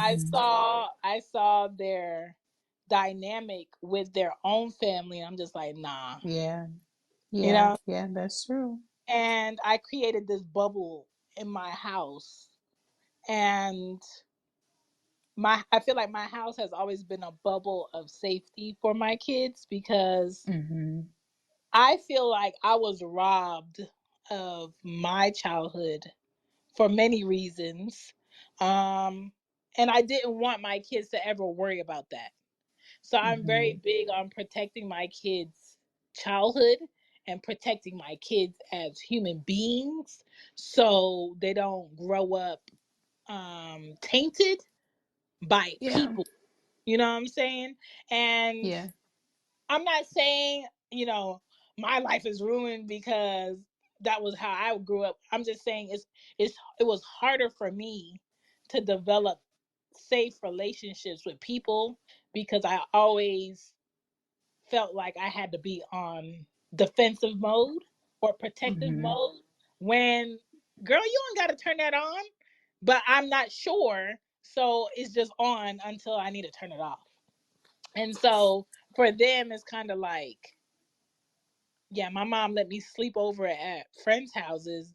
They not doing that. I'm Yeah. not Oh doing yeah. that. No. Nope. You Nope. know what Nope. I'm They saying? not. They not doing that. I could be at my aunt's house and my mom could be gone to do something else. I'm not leaving my kids at my aunt's house. I have family Mm-mm. members that my kids don't know on purpose. Um, Yeah. there's only a few relatives that my kids can go to, but I Hmm. check often. And the way that I grew up, my relationship with men was ruined very early for me. Whereas uh, I just wasn't trusting of males, period. Oh And yeah. so and Yeah. so my relationship with even family members that were men was very like iffy and standoffish because I gotta fucking I gotta research everybody. You know what I'm saying? I gotta dissect everybody before I'm ever comfortable. And that doesn't matter. Like relatives doesn't matter. And so now for me, when I actually see families that work and families that are healthy, I'm just like, damn, y'all rich. Yeah. And when I say that, people like, we're not rich. We ain't got money. I'm just like, not rich like that, but like rich like you actually have a healthy family. And when y'all get together and y'all can do stuff and y'all trust each other and y'all Hmm. vacation together, I didn't see that growing up. Like Yeah. when my family got together to eat, we ate, it was cool, and then after we ate, somebody drank or somebody got into an argument and it got really violent. And it was just like this rotation of why we keep getting together to just fight to just be Yeah. gossiping about each other and then be off on our separate islands. And so Mm. I don't want my kids to see that. And so if Mm-mm. if Yeah, my no. relationships with my family and my friends ain't healthy, my kids ain't exposed to it. I don't fight in front of my kids. I don't argue with people in front of my kids. I don't have love-hate relationships in front of my kids. I don't expose them to people who have it. Um, Even when like Ari's dad is not on like good terms with his girlfriend, he'd be like, this weekend is not a good weekend. Can you keep Ari? And I'm just like, cool. I don't need no details, but I trust him as far as like knowing should Ari be here, should Ari Yeah. hear, should Ari witness this, and so is that type of stuff that you have to be as a parent, which makes it so exhausting Yeah, it because does. once you become a parent, it's never about you anymore. Once your child is 20, you scared to answer phone calls from your kid Mm-hmm. because If you it's your don't know. kid. Yes, you don't know if it's an emergency. You don't know if it's Yeah. a precinct. You don't know if it's a Mm-hmm. hospital. You don't know why the Yeah. police is pulling up. Like it's scary as shit. Mm-hmm. And you know how like men will be about their daughters dating? Please. Them boys don't think they have to deal with their daddies. You're gonna have to deal with me because I'm be all up in your business. Mm-hmm. Yeah. I'm gonna be all up in your business. That's how I'm gonna be with my son. Like, I'm gonna put him on game because these bitches be out here wilding. Okay? Like, you gotta be aware of some women just trying to And, I, set you and I'm up and very stuff. mindful of like, Anya, she's going to deal with a different dynamic because she's growing up without her dad. Mm-hmm. And I'm not trying to be her dad for her. Yeah. But Ari's going to have a different dynamic too, where her dad, I feel like her dad never wants to see what Ari needs to work on. And I don't like that because he's always trying to look for the good in Ari constantly. And when you do Mm-hmm. that with a kid and you don't address what they need to work on, they grow up with this ain't nothing wrong with me, it's something wrong with you. Mm-hmm. And Yeah. so it's going to be a lot of her dad, pouring into her, which I love, and me checking her on the things she needs to improve. And it's going to be that constant dynamic so it could be balanced because I'm not having no daughter of mine grow up and think some some boy or some man her age is supposed to fill the shoes that her dad did because ain't Mm-hmm. nobody about to love you like your dad. They not supposed to. Ain't Right. no woman out there about to love your son like you because they not supposed to.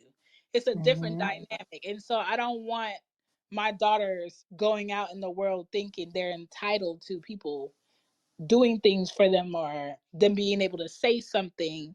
And I don't want none of that hierarchy. I want pleasant, decent, intelligent, independent, but I know how to work with somebody as a partner, women coming up out of my house. Yeah. Yeah. And do you like? I don't want to be like one of those moms that's like all in her son business because I don't want Yeah, my son to, I don't want my son to be my man. Like I want to raise him to grow up and have his own family, do his own thing, so I can go do my own thing. yeah, So I'm not gonna be one of those moms. Like you do you find you a good wife. He yeah. who finds a good wife, and yeah, I won't be in your mix. I won't. Listen, I'm gonna be the don't call me unless you Yeah, want me to that's how I'm come gonna be. through, mom. Yeah, yeah. Like, don't call me if you ain't gonna divorce her. Listen, Don't call me if y'all just having a little dispute now, because don't y'all could call me be if you don't want me to pull up, cause fighting. you know how I'm gonna pull up. Like, y'all would be fighting at breakfast and then back in love by dinner time. I don't Okay, have time. I don't have I time. don't want no part. But yeah. But But thank yeah, you but guys for listening. Thank you, Kiki, for giving me your time. Um, yes, of course, of course, of course. And I'll just say, lastly, I do like my son's daycare. I Good. ain't had no issues yet. A few mishaps, but nothing major. But Yeah. I do like his daycare. I love his teachers. I love the activities he's in, and I do love that he's learning and he's being challenged for a Oh, young this is what I brown want to boy. talk about before we get off of here because you did bring this up. Um, your child having something that belongs to them, that's theirs, and another kid wanting it. Teaching your child how to be assertive and not mean is an art. Mhm. And Oh I yeah, I think yes. I think Caucasian people are masters at this because Hmm. it's rare that other people give them pushback. But Hmm. when they're getting pushback on no, I understand that you want to play with this, but this is mine. You can wait, or maybe next time. It's like, oh my gosh, what do you mean? And it's just like you just gonna have to keep reiterating the same shit with them, and Hmm. Yeah. you gotta have to teach your child, girl or boy, how to do that and not throw hands or not kick and make a scene, Get because physical. that's when it Yeah. starts. You know, Karens didn't become Karens overnight as adults. They were Karens when they were in elementary school. They were Karens as teenagers. Hmm. They were Karens as high schoolers, 20-year-olds, Yep. 30-year-olds. You know what I'm saying? It's unchecked behavior. Okay. So there's that. But yeah, Yeah. Yeah. Yeah. That's true. good That's luck. true. Good luck on your daycare stuff. Um, if there's any parent dealing with daycare crap, Call the research. state. Call the state. Yeah, research a different daycare. Always check your child's butt and their back when they come from daycare. Check their feet. Check their hands. Um, Check their hair. Wash their hair properly because kids be playing in sand and sand be equaling bugs and lice. And Hmm. ringworm. And Yeah. their bag, wash their clothes. If there's a diaper Yes. that's been sitting in the diaper bag for months, throw it away because you don't know what's on it. It probably cracker crumbs all between their And feet. keep up with your stuff. Labels. Order some labels on Etsy if you need to, because the handwritings fade after a while. Yes. Please Lysol everything. Clean your car seat. Don't be that mom or that dad. Just because you Yeah. have a vehicle and you have a toddler doesn't mean that your car needs to look like Should be dirty. a Get vacuum a car bag. vacuum. Get a car Yes. vacuum. Yes. $15 on Amazon. And on TikTok. And Yeah. if you're a smoker, please Mm. wash your children's bags, clothes, jackets, and try to refrain from doing it in the car because when you drop your child off at a daycare, it's on They everything. will call CPS on you too for that. So be Yeah. careful because my son's father can't drop him off at school or pick him up Lord. because apparently he don't know how to turn it off. And I'm not going to be getting CPS called on us. Like, no, sorry. Right. But yeah. Y'all be great. Enjoy your kids. This was Cozy Womb Podcast. You can find this podcast on any podcast platform. There is a Cozy Womb shop if you want to buy merch for this podcast. I am on Instagram um, at the CZYWMB pod or podcast. I had I had two pages, but one of them got hacked. So look for the most recent. Mm, Look for the most recent one with the cover above. The link is above if you want to check out the podcast. I have over 1,000 episodes talking about parenting stuff. I don't know if there's anything I haven't talked about, which is probably maybe miscarriage because I never had one. I haven't mm, talked about being married with kids because I've never been married. Um, I do have an episode about miscarriage, but it wasn't mine. It was someone else talking about it. Um, mm, I haven't had an episode talking about adoption because I've never experienced that. If you do know somebody, please recommend them. I would love to have them on the show. But I try to be as honest and blunt about the real about this parenting stuff so people can be better than me, learn from me, or understand where somebody else is coming from in their life experiencing that thing. But hopefully this episode helps somebody so you don't feel like you the crazy one with this daycare because it can get crazy.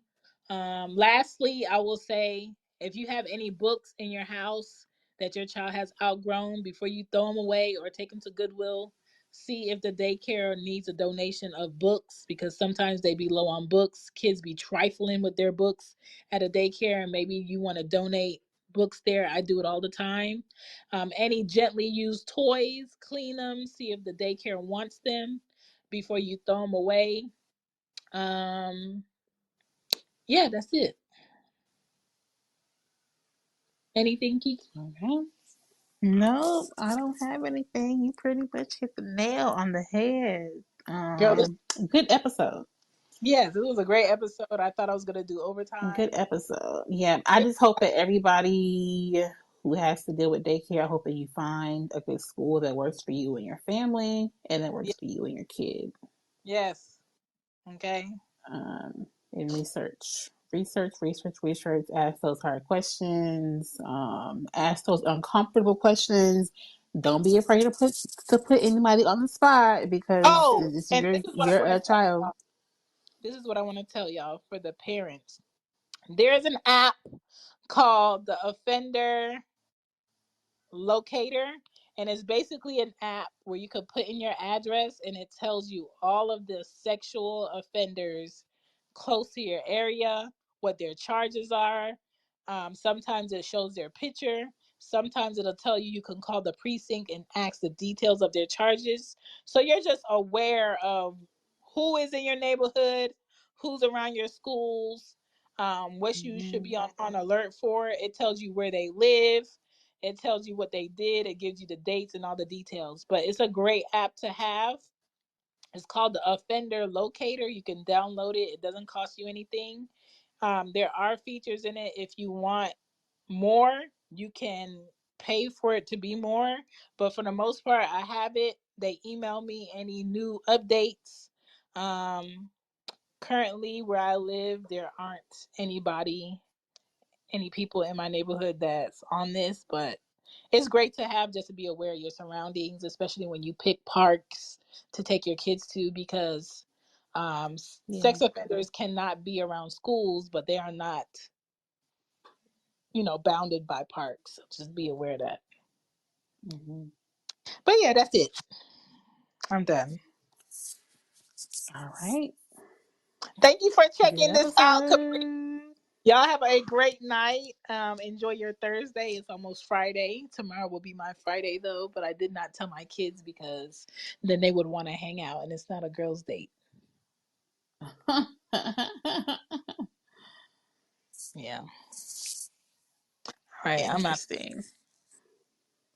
clearly I'm not doing no OT because the devil is a lie. Um, I we have good. Oh, soccer tomorrow with Kobe. oh Lord. I'll tell you when I'm putting out this episode. All right. Good night. Thank you for Good night. listening.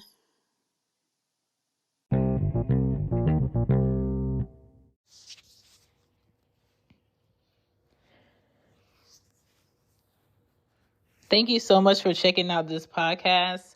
Don't forget, if you would like to join a live recording, you can when I do record on Stereo app, which is what I was using to talk to Kiki and other guests that did comment live and come on the show.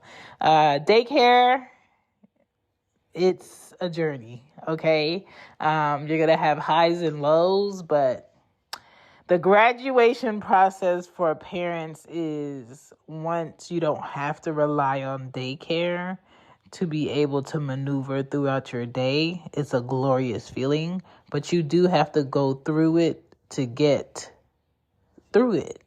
And that's how I looked at pregnancy. That's how I looked at labor. Worrying about not liking it while you're in it is pointless because you're going to have to deal with it, but you don't have to deal with that particular daycare. Unfortunately, there's no other way to have a baby but to go through pregnancy. Unfortunately, there's no other way to get a baby out but through labor. But when it comes to childcare and daycare and who gets to watch your child and who is around your child in your absence, as a parent, you get to have a say in that. So I wish you guys the best, and please do all your research. And please feel free to go back in other Cozy Womb episodes to see what resonates with you to help. I appreciate you. Peace. Bye. Bye.